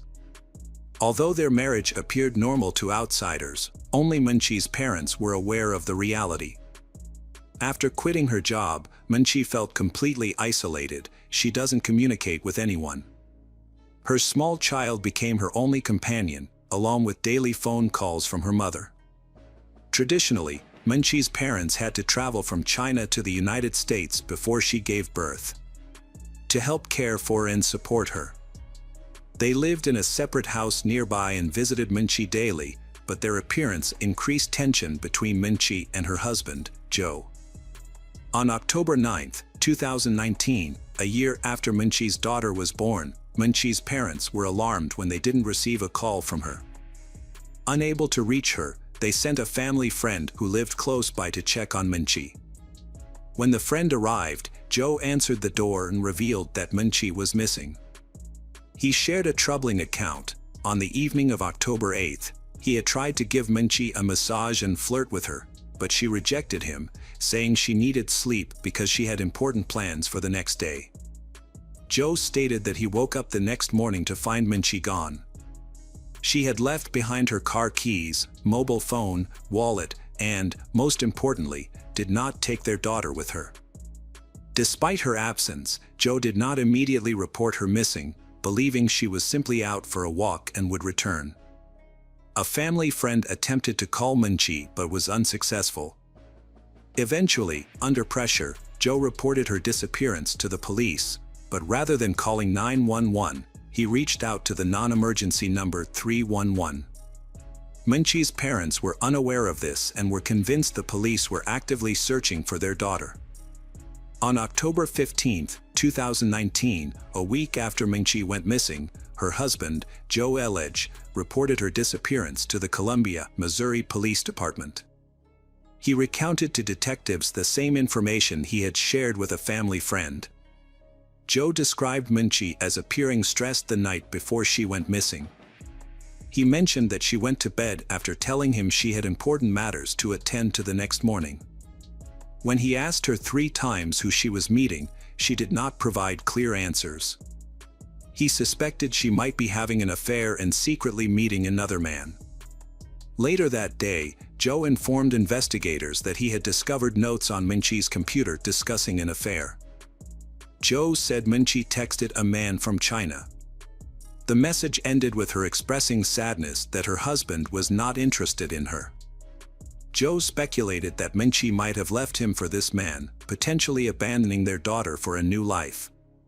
He expressed his love for their daughter and his desire for Minqi to return home safely. From the outset, investigators were skeptical of Joe's account and considered him a suspect.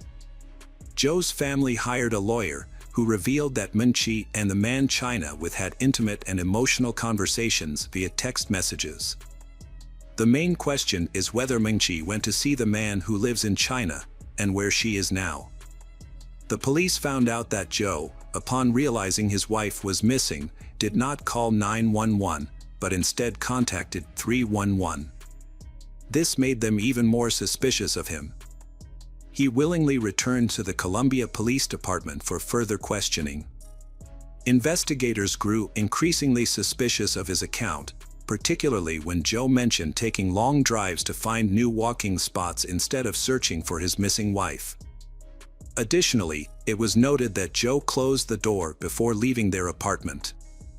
It seemed like Joe didn't care how Minqi got home, especially since her phone keys were left behind. Minqi didn't drive the car. Detectives had suspicions, but they found no evidence to prove Joe was involved in his wife's disappearance: no blood, weapons, witnesses, or body. Furthermore, there was no indication that Minqi ran away to meet another man in China.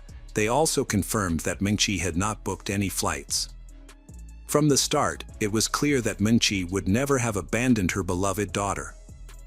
Minqi's parents refused to accept this hypothesis and insisted that she was a loving mother. When detectives spoke with Joe, they asked for his phone number, which he willingly provided. Inside his phone, investigators discovered something alarming: over 10 hours of secretly recorded conversations with his wife, in which Joe expressed his dissatisfaction with their marriage and his desire for a divorce. He also discussed plans to send his wife back to China. However, this discovery was minor compared to the nearly 4.5 hours of recordings found on Minchi's phone. In these conversations, the true nature of Joe emerged. He threatened his wife, referred to himself as God, and demanded that her parents stay away from their home. It was chilling.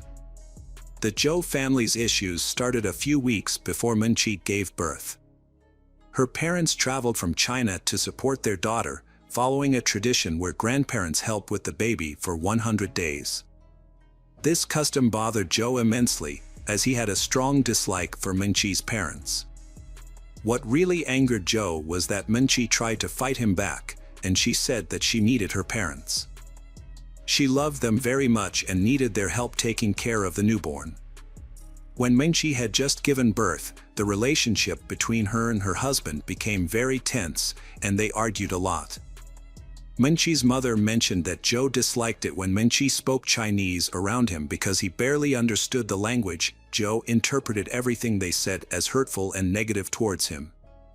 Eventually, when Minchi's father could no longer tolerate the situation and returned to China, Joe felt relieved and seeing it as his personal victory. Now, he only had to manage his mother-in-law and reassert his authority in the home. Minchi's mother made Chinese dumplings for Joe's birthday, but he didn't like the way she used the cutting board. This sparked a heated argument between Joe and her. Joe angrily demanded that she leave his house for good. Minchi's mother, who believed in maintaining harmony because of her Confucian values, chose not to confront Joe and did not defend herself against his harsh words. Minchi pleaded with Joe to allow her mother to stay because she needed her mother's support, but Joe only replied with insults and foul language. Joe told Minchi was incompetent solely because she was a woman. Joe attempted to manipulate and control her. He even threatened Minchi's mother, claiming he would harm her. This left Minchi's mother in shock. She didn't understand why Joe was so angry with both her and Minchi. Feeling helpless, Minchi sought help from Joe's mother, who quickly lost her temper and drove 2 hours to address the family conflict. However, even with his mother present, Joe couldn't hide his disdain for his mother-in-law. He demanded that she kneel and bow to him. Although Joe eventually apologized to her, he still insisted that she leave before the 100-day mark. Consequently, Minchi's mother returned to China. In October 2019, Minchi disappeared. Detectives believed that serious family conflicts made her feel trapped, especially regarding her immigration status. Just 5 months prior, she had to attend another interview to apply for citizenship. 2 weeks after Minchi's disappearance, the Columbia Police Department opened a criminal investigation into the case. On the same day, 16 days after she went missing, police arrested Joe Elledge on suspicion of child abuse. Joe confessed to physically abusing his 1-year-old daughter, claiming it was a form of discipline.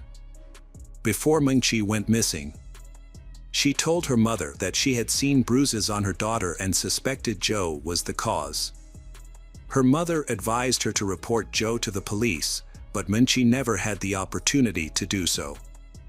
Joe's lawyer claimed this was merely an attempt to get Joe imprisoned. He argued that Joe made a mistake, emphasizing that he is a young single father who might have erred. Joe was released on bail, while his mother assisted him and cared for her granddaughter. Meanwhile, detectives continued to gather evidence against Joe, convinced that he was involved in Minchi's disappearance. On October 25, 2019, police obtained a search warrant and entered the apartment. Joe had been missing for just over 2 weeks.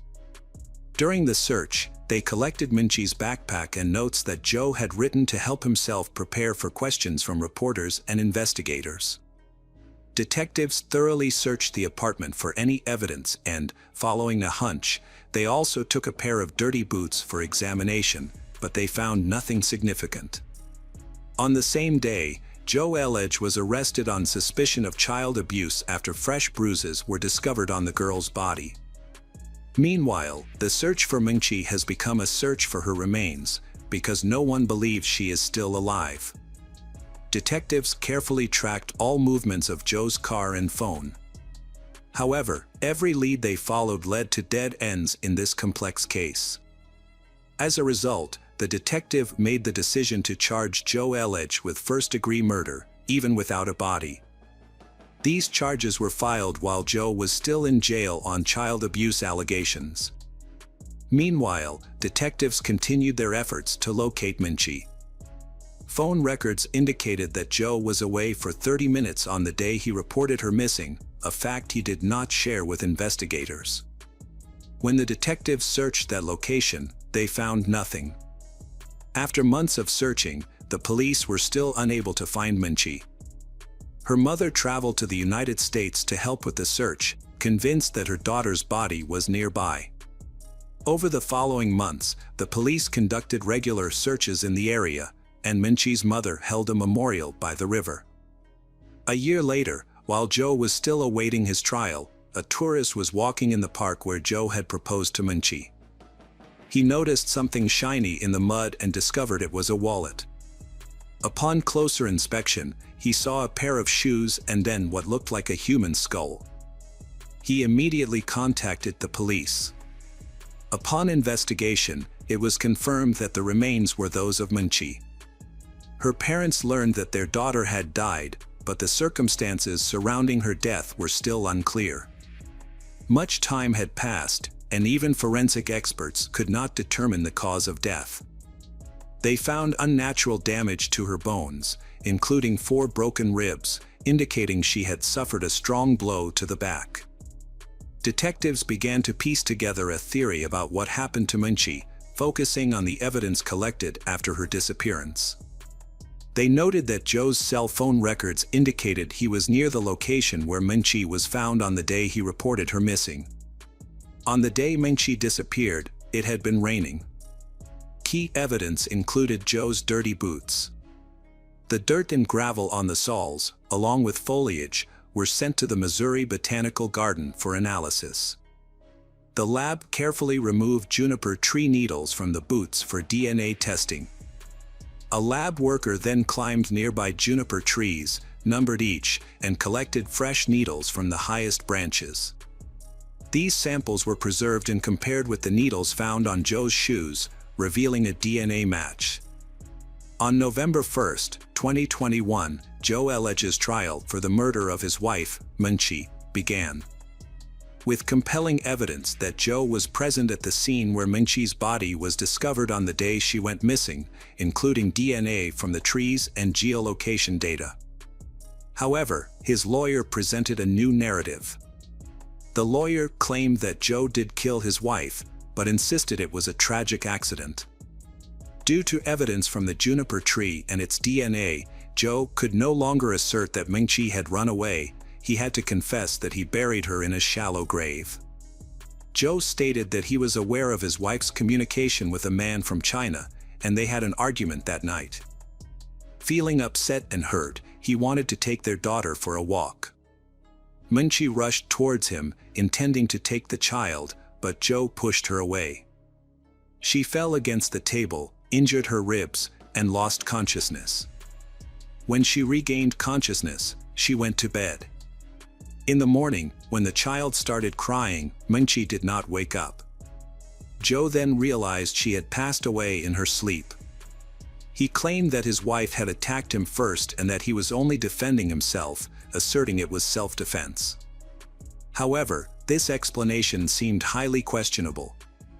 Joe was twice the size of his wife, making it unlikely that she could have attacked him, and after sustaining such a severe injury, she would not have been able to get up and walk to the bed. The prosecutor argued that the evidence, particularly the 4 broken ribs, suggested Joe's account was fabricated. This injury indicated she had suffered a brutal beating. The prosecutor alleged that it was premeditated murder driven by months of escalating anger. Joe harbored hatred for his wife. In court, the prosecutor presented secret audio recordings between the couple to reveal the true dynamics of their relationship. These recordings helped clarify the motive behind the crime. No evidence of Munchie communicating with other men was ever found. On November 11, 2021, after nearly 7 hours of discussion, the jury reached a verdict. They found Joe Elledge guilty of second-degree murder. He was sentenced to 28 years in prison. Munchie and Joe's daughter currently lives with Joe's mother, but Munchie's parents are pursuing joint custody of their 4-year-old granddaughter. Joe's lawyer argues that while the child will always have a relationship with her Chinese grandparents, she should stay in the care of Joe's mother for her safety.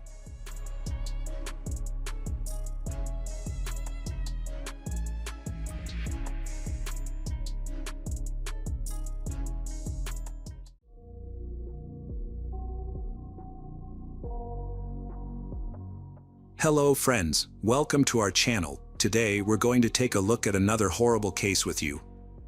The case of Bruce Pardo. In December 2008, the Ortega family invited their adult children and their families to their beautiful home in Covina, California, to celebrate Christmas. Covina is a quiet town with a low crime rate, located about 30 kilometers from Los Angeles. Joseph and Alice Ortega cherished Christmas as a time to bring their loved ones together. They had 5 children, 2 sons, Charles and James, and 3 daughters, Alicia, Letitia, and Sylvia. During this festive gathering, they engaged in their traditional poker games, enjoying laughter and joy while celebrating together. Suddenly, the doorbell rang.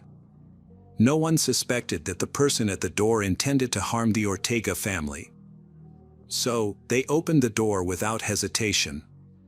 A few minutes later, a neighbor called 911 in a panic, yelling that the house across the street was on fire. He urgently requested firefighters to come quickly. Chaos unfolded at the scene. Firefighters were dispatched immediately to put out the flames. However, by the time they arrived, the emergency service had received several more calls from concerned neighbors. Some reported hearing gunfire, while others mentioned seeing people fleeing the house and crying for help. All available emergency crews were sent to manage the situation. Later, one of the police officers who arrived at the house described the scene as an apocalypse. Everything was on fire, and a large number of special service personnel and equipment had arrived, causing many people to rush around. Most neighbors came out of their homes, watching helplessly as firefighters worked to put out the flames at the Ortega family's house. In the midst of this chaos, they quickly located Letitia and Katrina, her 8-year-old daughter, who had managed to escape the violence. Remarkably, both survived. Initially, it was thought they had fled the fire, but the reality was much more disturbing. When the police arrived, Letitia was no longer at the house. Her daughter had been seriously injured by a gunshot and was taken to the hospital, where doctors were fighting to save her life. Letitia, a key witness, was interviewed at the hospital and shared a shocking story that disturbed the entire city. She explained that during Christmas celebrations, a man dressed as Santa Claus came to the Ortega family's home. Instead of spreading holiday cheer, he pulled out a gun and started shooting. After the attack, the man in the Santa costume set the house on fire to destroy evidence. Due to her injuries, Letitia couldn't provide further details. Neighbors backed up Letitia's account, saying that at around 2:45 a.m., they saw a strange car with a Santa Claus image driving away from a dead-end street near her home. In an effort to apprehend the shooter, police quickly began investigating who had been in the area at the time. After firefighters extinguished the fire, they found the bodies of the victims amid the rubble. In total, 9 people were killed, and their bodies were burned beyond recognition. Forensic experts later confirmed that only the hosts and their daughter had died from gunshot wounds. The other guests suffered from gunshot wounds to varying degrees, but ultimately died from smoke inhalation and fire. Some of the bodies were so badly mutilated that they could only be identified through dental records. The initial situation worsened and police discovered another victim in a pool of blood in nearby Sylmar, California. Bruce Pardo was found dead by his brother, who had just returned from a Christmas party. Upon the police's arrival, they discovered 40-year-old Bruce had a single fatal gunshot wound to the head. Police initially thought Bruce ended his own life, as a 9mm pistol was found lying on his knees, with another gun lying on the floor next to him. Police confirmed that Bruce had recently finalized his divorce from Sylvia, from whom he had officially separated on December 18, 2008. Notably, Sylvia's maiden name was Arte, and she was involved in the Coven massacre. Police quickly suspected a connection between the murders. They believed that Bruce's death was staged to look like a voluntary act, implying that the real criminal wanted to conceal his involvement. It is believed that Bruce, who was allegedly the attacker, disguised as Santa Claus, ended his own life the murders. Forensic analysis revealed that each of the 9 victims had been shot at least once. All the bodies had 9mm caliber bullets, which matched the weapon found beside Bruce's body. Later, police encountered Letitia. Despite the assailant's disguise, she was able to identify him. She claimed he closely resembled Bruce Pardo. Other family members present during the shooting were shouting this as well. With her testimony, police returned to the crime scene where Bruce's body was found. They began searching Bruce's car and discovered bloody footprints. They also confirmed that neighbors had seen the same car in the bay that evening, just before it fled the scene as the fire broke out. Bruce had asked Sylvia Ortega's parents, Joseph and Alice, to arrange a family get-together on Christmas Eve. This tradition involved the entire family getting together every year to play themed games. However, the holiday made them an easy target for a mysterious attacker dressed as Santa Claus. The attacker created a terrifying nightmare. It seemed that the attacker had harbored a deep hatred for the family, leading to such a horrific act, showing no mercy even to the children. Bruce had a negative attitude toward his ex-wife, Sylvia, and her family, which fueled his actions. The fire and shooting caused the most harm to Sylvia and her parents, whom Bruce despised. He was aware of the family's annual Christmas celebration and likely planned his attack in advance. This all felt too calculated to be a coincidence. Letitia continued recounting the events of that day. The Ortega family was gathered in large numbers. Sylvia, who was divorced from Bruce at the time, was present along with her 4 siblings, some of whom brought their children. Additionally, several friends attended the party. With so many people there, no one could recall the exact number of guests. During the celebration, just before midnight, they heard the doorbell ring. Although they weren't expecting any more guests, Sylvia's 8-year-old niece, Katrina, went to the door and looked through the peephole. She spotted Santa on the other side, dressed in his familiar red and white suit and carrying a bag. Excited, she told everyone about it. The adults exchanged puzzled glances, as they hadn't arranged for any entertainers in costumes. Later, neighbors mentioned that they had seen a man in a Santa suit approaching the Ortega family's home around the same time. One neighbor waved to him and wished him a Merry Christmas. The neighbor recounted that Santa Claus stopped at the Ortega house's doorstep, rang the doorbell, and waited. The neighbor then stopped watching, assuming it was just an Ortega family celebration. However, as he closed his door, he suddenly heard gunshots and screams, prompting him to call 911. The Santa suit fooled the guests, who thought a surprise was planned for them. They did not ask who the guests were and opened the door. He brought a bag, but instead of gifts, it contained guns and a homemade flamethrower. Letitia, Katrina's mother, grabbed a video camera to capture the festive moment.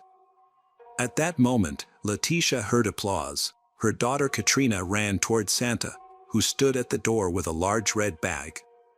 However, instead of presents, he pulled out a gun and aimed it at the child's face. Santa shot Katrina before anyone could react. Following that, he began firing at everyone in his path. Chaos erupted in the house as he ran out of bullets. He quickly retrieved a second gun with a full magazine. The assailant showed no mercy, even targeting children. In the ensuing panic, parents and two sisters sought refuge under the dining table. The attacker clearly saw his victims and shot them at close range, firing multiple shots at each, mostly in the back and head. Santa moved among them, continuing to shoot at the defenseless. He went through the rooms of the house, checking and shooting everyone he saw. One of the bullets hit Sylvia's brother, James. Her other brother, Charles, screamed that he recognized the shooter. He barely had time to say Bruce Pardo's name before several gunshots rang out, and he was silenced forever. After moving through the house and leaving a trail of blood, Santa decided to destroy the evidence of his crime. He pulled a homemade flamethrower from his gift bag and began spraying fuel on the victims and surrounding furniture. Immediately, the entire first floor was engulfed in flames. Letitia said that the Santa suit caught fire and the attacker to flee the scene.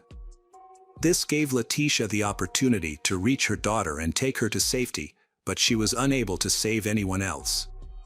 Her child suffered serious head injuries, prompting a neighbor to quickly call emergency services.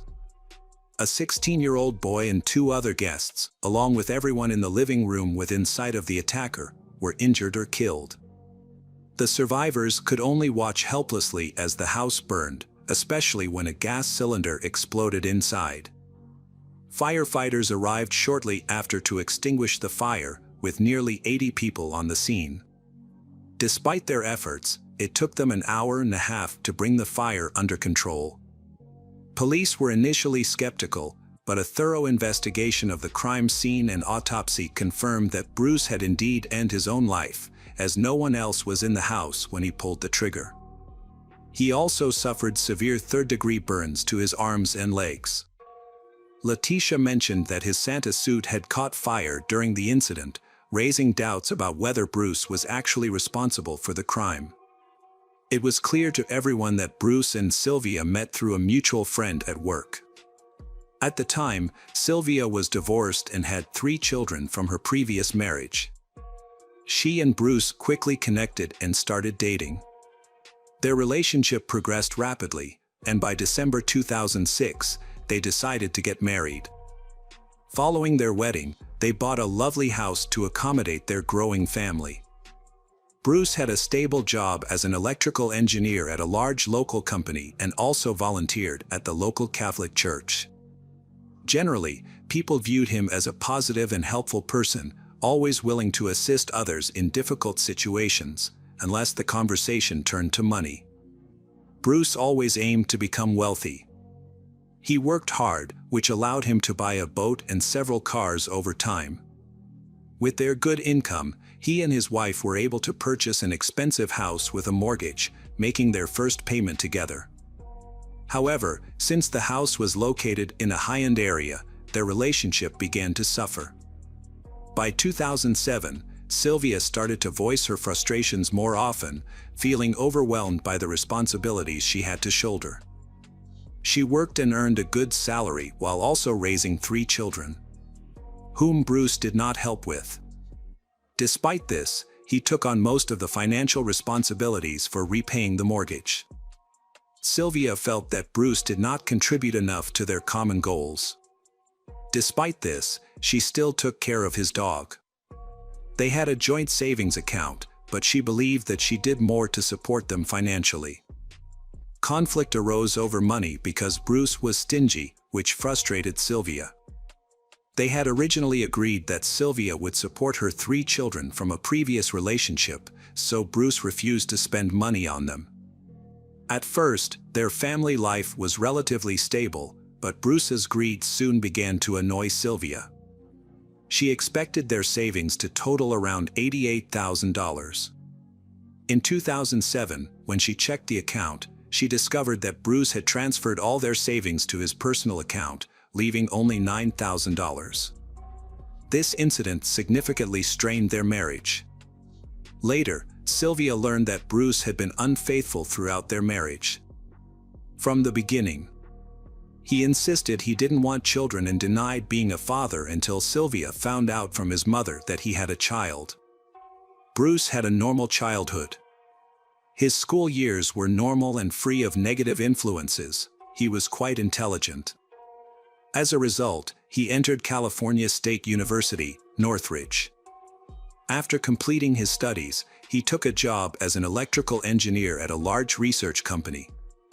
Bruce excelled in his profession, which brought him recognition and rapid advancement in his career. However, this was not enough for him. Bruce became focused on the earnings of his colleagues and developed jealousy whenever someone made more money than he did. To cope with this, he started claiming more working hours than he actually worked. Those who knew him well described this behavior as an obsession with money. This obsession ultimately resulted in his dismissal when the deceit was discovered. Relatives noted that Bruce struggled with relationships with women. Although he was attractive and dated many, these relationships often ended abruptly. Financial problems were a constant issue in his life. Bruce started dating a colleague named Dea, and they both seemed serious about their relationship, even planning a wedding together. However, financial concerns became a point of contention. Despite having a good income and some savings, Bruce was unwilling to spend money on a lavish wedding, considering it a waste. He preferred a simpler celebration, but Dea, who was set on having a grand wedding, chose to pay for the extravagant event she had always wanted. Dea took care of all the arrangements for the ceremony and paid for everything herself.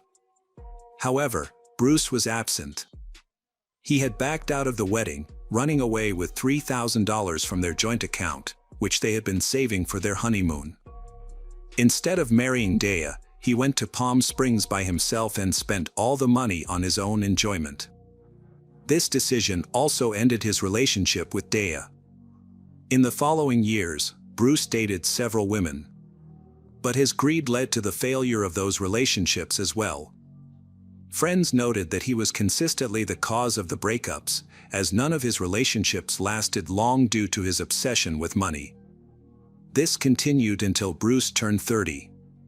During this time, he met Elena Luca, and they eventually married and had a son named Matthew in 2001. Tragically, when Matthew was only 1 year old, an accident occurred. While Elena went to the store for a while, Matthew was in Bruce's care. But Matthew fell into the pool in their yard.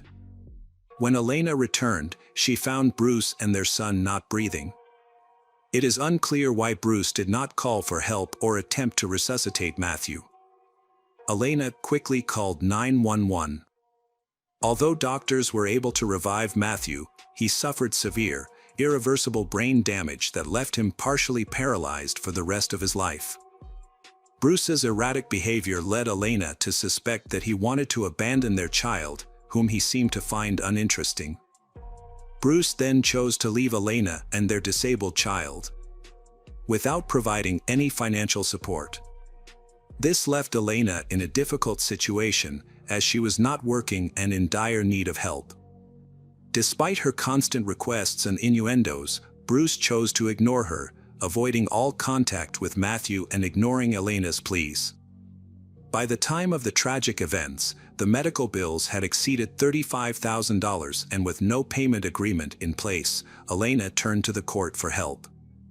She was later awarded a monthly payment of $240, but the amount was not enough to care for a disabled child.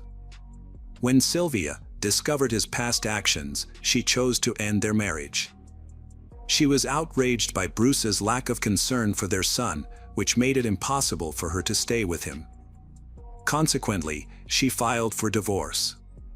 The court ordered Bruce to pay Sylvia a one-time settlement of $10,000, which was significantly less than what he had withdrawn from their joint account. Additionally, he was required to pay monthly alimony. Sylvia also retained her engagement ring and the dog they had adopted during their marriage. The division of their real estate was still being decided in court. Bruce's ideal life began to crumble. Not only did he go through a costly divorce, but he also lost his job, which made his financial situation worse. Accustomed to a high standard of living, he could no longer maintain his previous lifestyle. They believed that during this trying time, Bruce hatched a sinister plan for revenge. Just before Christmas, Bruce purchased 2 handguns, an air compressor, a high-octane flamethrower, and a custom-made Santa Claus suit. He used these items in the murders of the Ortega family on December 24th. After the murders, Bruce contacted the police to report a vehicle parked in front of his Pasadena home. When the license plate was checked, police discovered that the Dodge Caliber had been rented by Bruce Pardo. The vehicle was equipped for long-distance travel, with everything needed for an escape, including a laptop, several sets of clothes, food, and maps of both Mexico and the United States. It is possible that Bruce had planned to flee the country after the murder, but then changed his plans. In the trunk of his car, police discovered 4 pistols with 13-round magazines and about 200 rounds of ammunition. As a result of these events, a tragic array of consequences ensued. 13 children were left without parents. The massacre could have been much worse had the children been present at the Christmas gathering. Following the attack, custody of the surviving children was granted to their uninjured family members. One of the hardest-hit victims was a girl named Katrina, who was shot in the head while greeting Santa Claus at the entrance of the house. Surgeons fought to save her life, and miraculously, they succeeded. However, she endured a long and difficult recovery thereafter. Toxicology tests revealed that Bruce Pardo was under the influence of illegal substances during the attack, which amplified his violent behavior. It also emerged that he had booked a flight for Christmas morning. Given his chaotic mental state, he frequently changed his plans. Just half an hour after the massacre, he purchased a ticket to Canada. His intention may have been to flee. Police later discovered that Bruce had intended to stop in Minnesota, where a close friend lived. In the days before the murders, he had called the friend to express his plans to visit.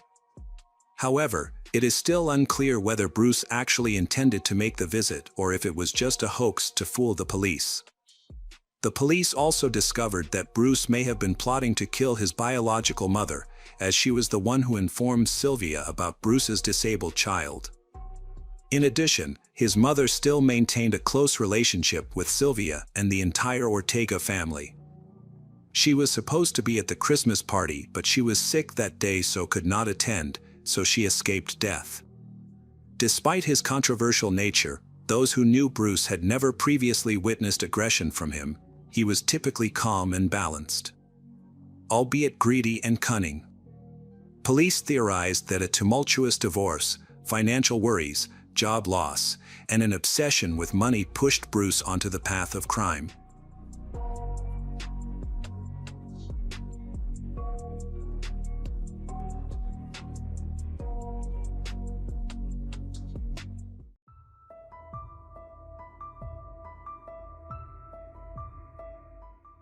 Hi everyone, thanks for returning. Let's unravel another perplexing mystery.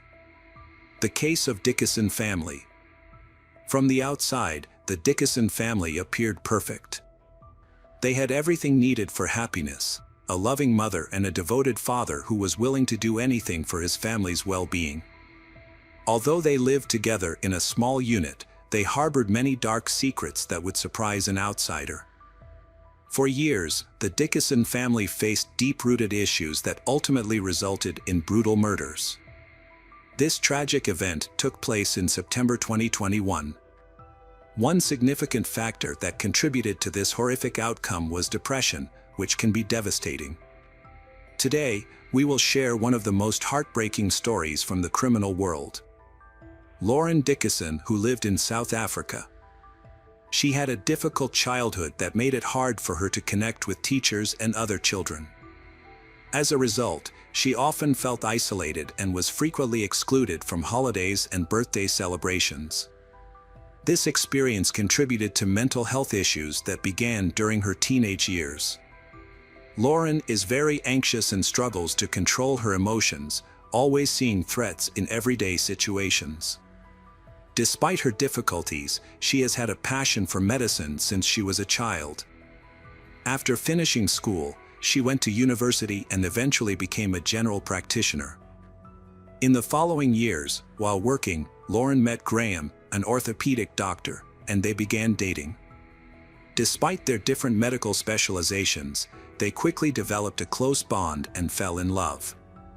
Graham was outgoing and sociable, which complemented Lauren's more reserved nature.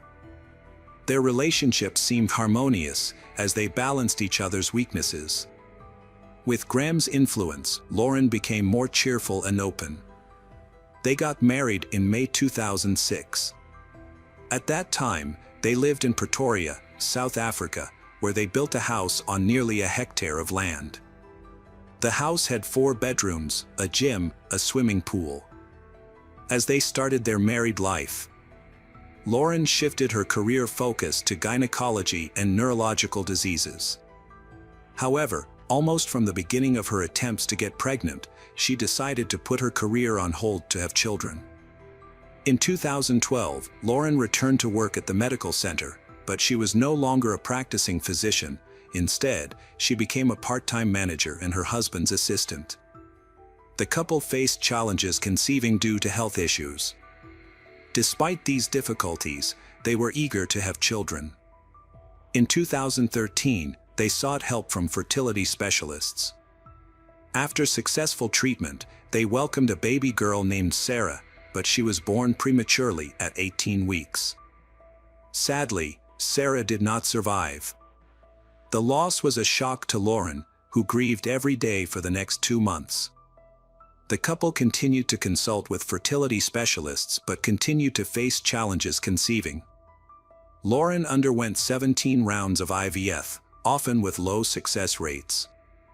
They eventually decided to use donor eggs and their first daughter, Leanne, was born. The family was very anxious during the pregnancy. Lauren feared another negative outcome and the possibility of losing the baby again. After Leanne was born, Lauren suffered from mental health issues. In 2015, doctors diagnosed her with anxiety, postpartum depression, and major depressive disorder when Leanne was just 18 months old.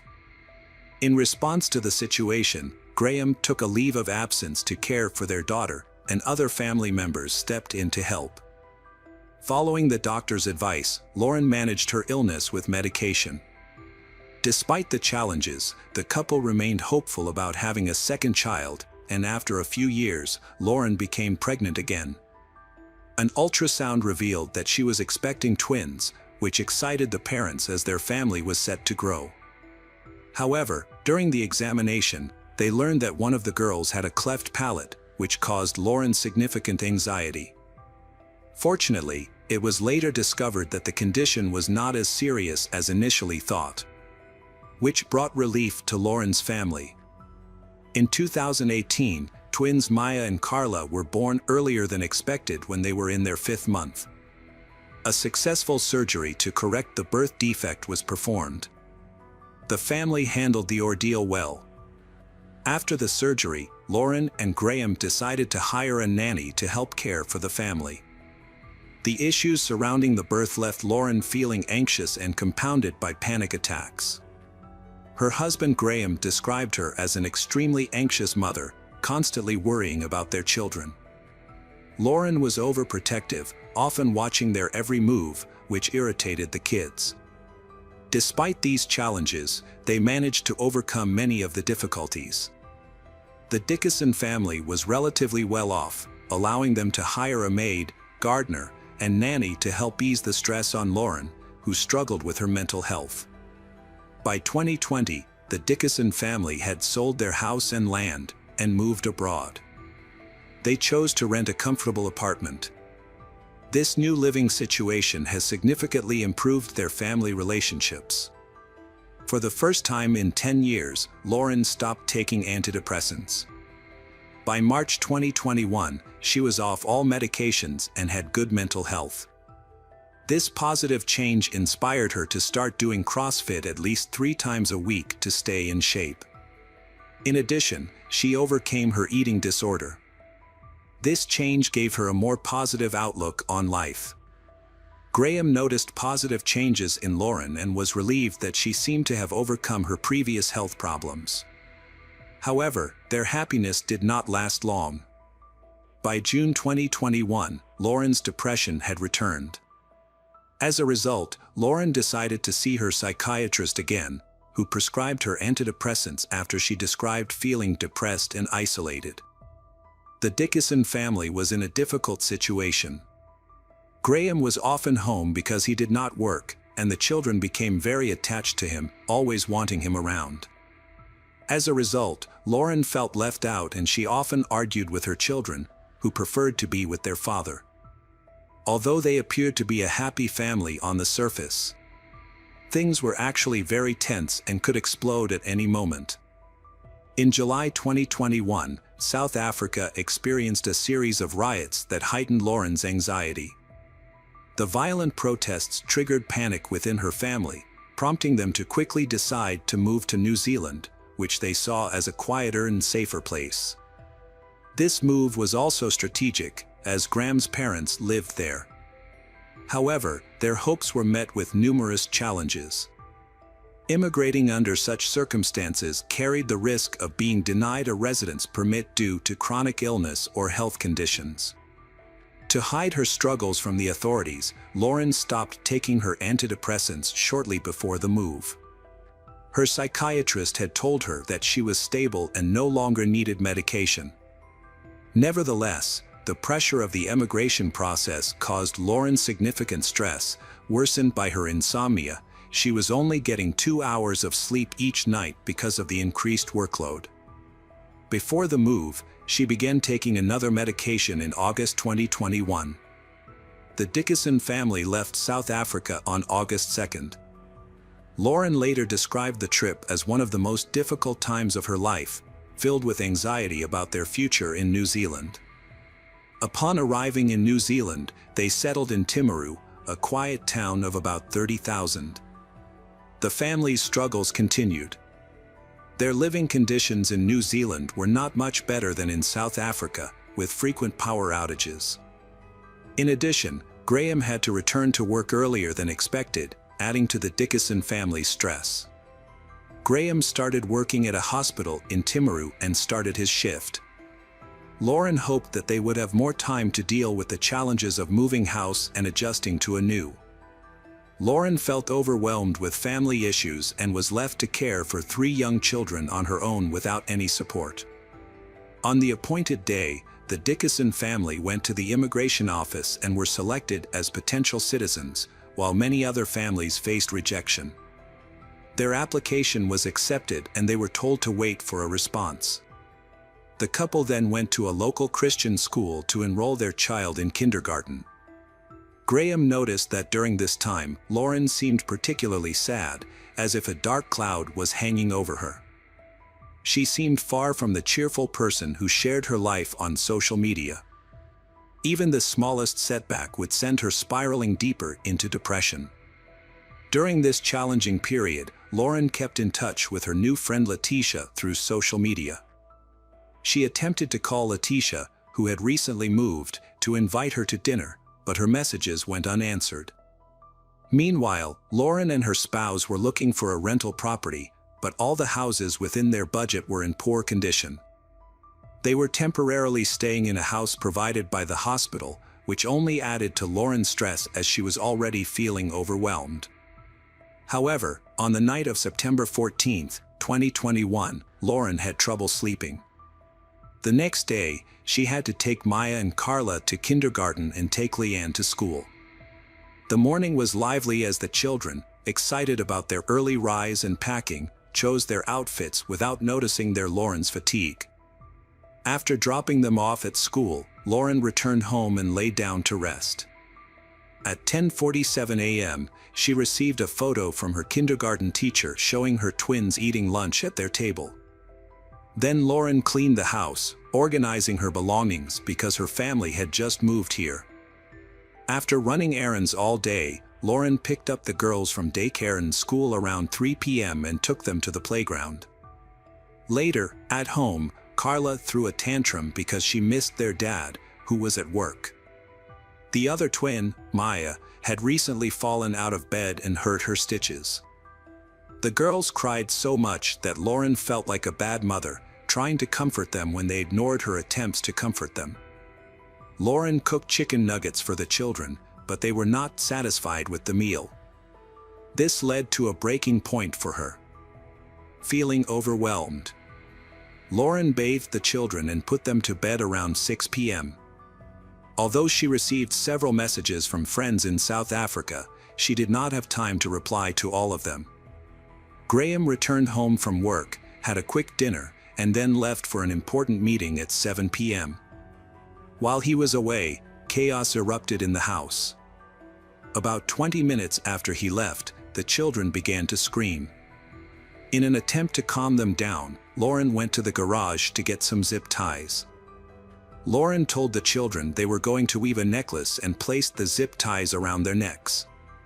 No idea what was going on and were happily playing along.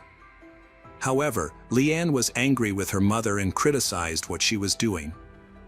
For Leanne, it was not a game. In a fit of rage, Lauren began suffocating her children with pillows and blankets. She said that she was very sick and would soon die, and that she was killing her children because she was afraid that no one would take care of them.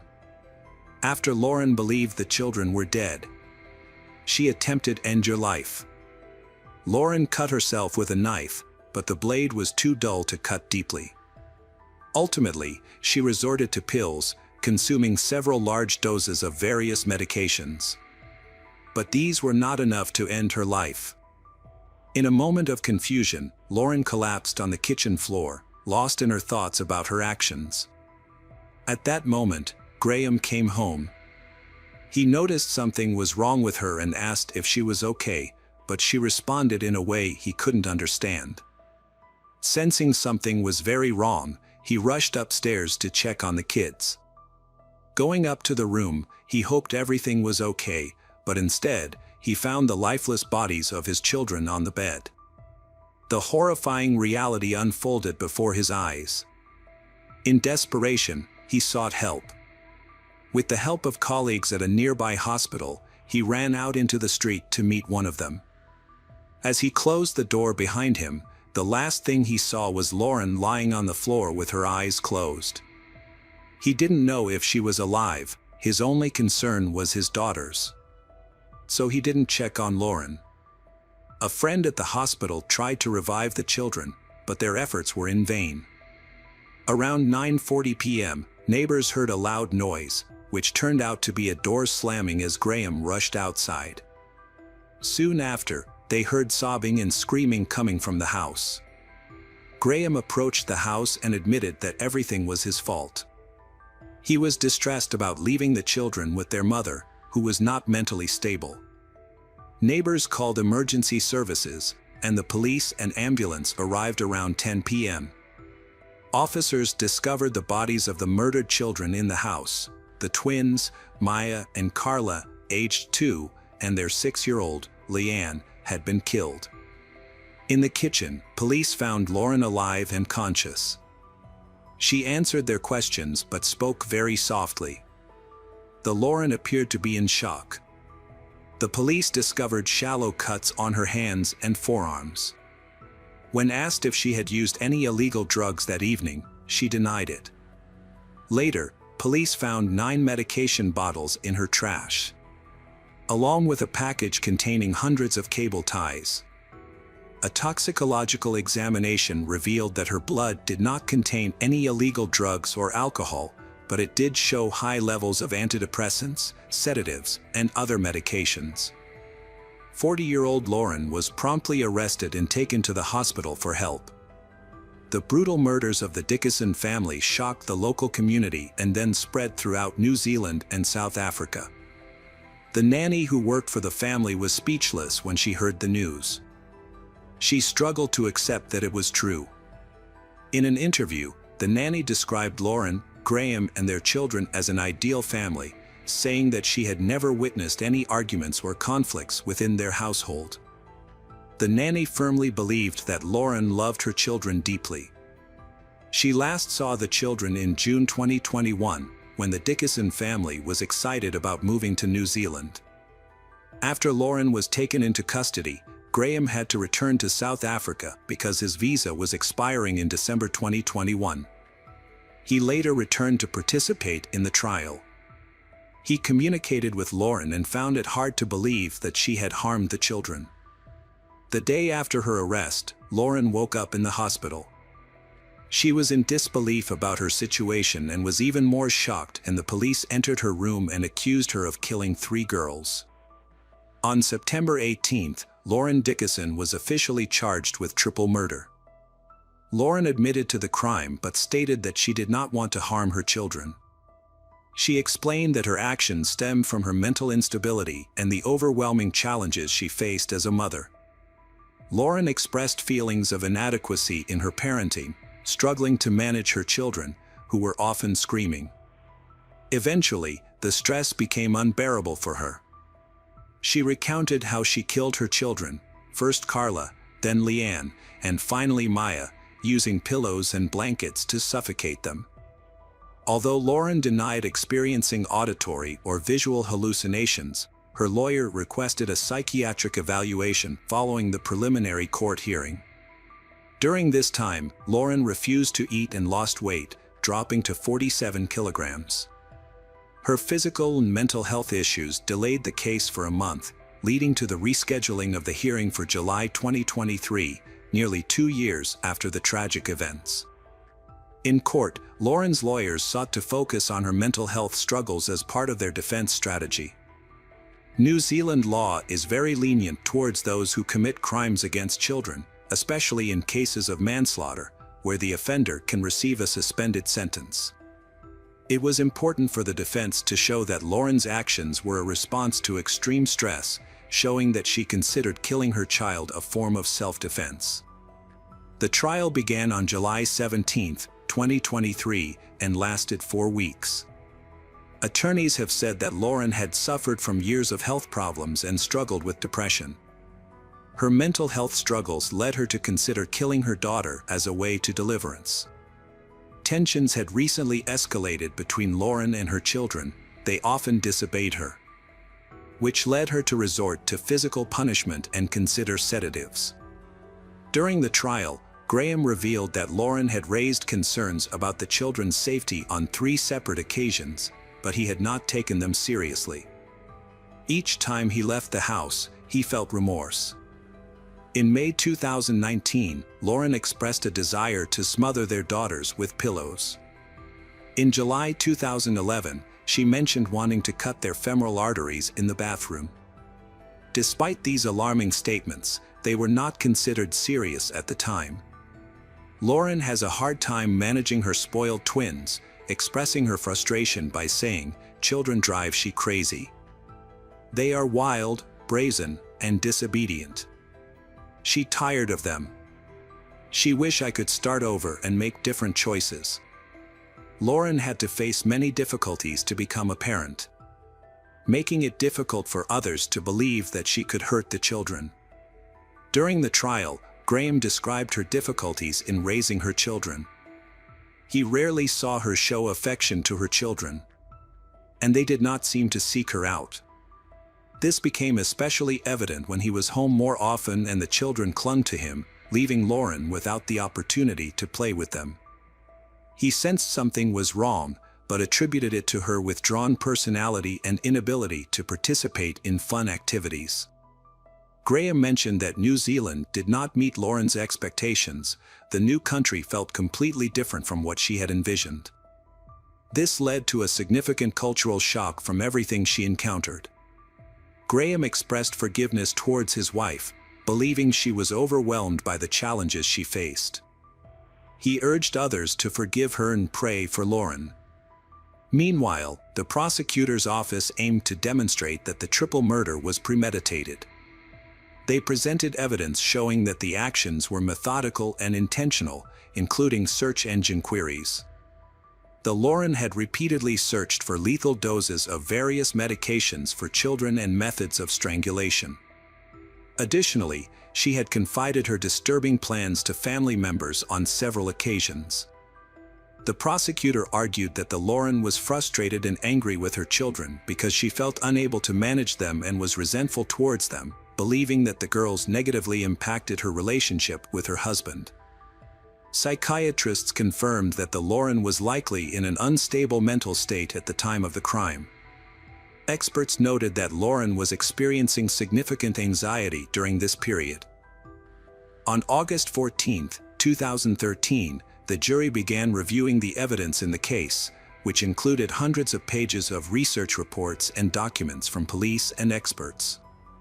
After initial deliberations, the jury was unable to reach a consensus on Lauren's guilt. They returned to the office to review detailed police footage of the victim's parents, which took more than 15 hours and lasted 2 days. On August 16, after a hearing at Christchurch, Lauren's attorney, Antui, said the best place for Lauren to serve her sentence was in hospital, a placement that all 3 mental health professionals who evaluated her agreed with. Lauren Dickinson will be detained at hospital pending assessment before a sentencing date is finalized.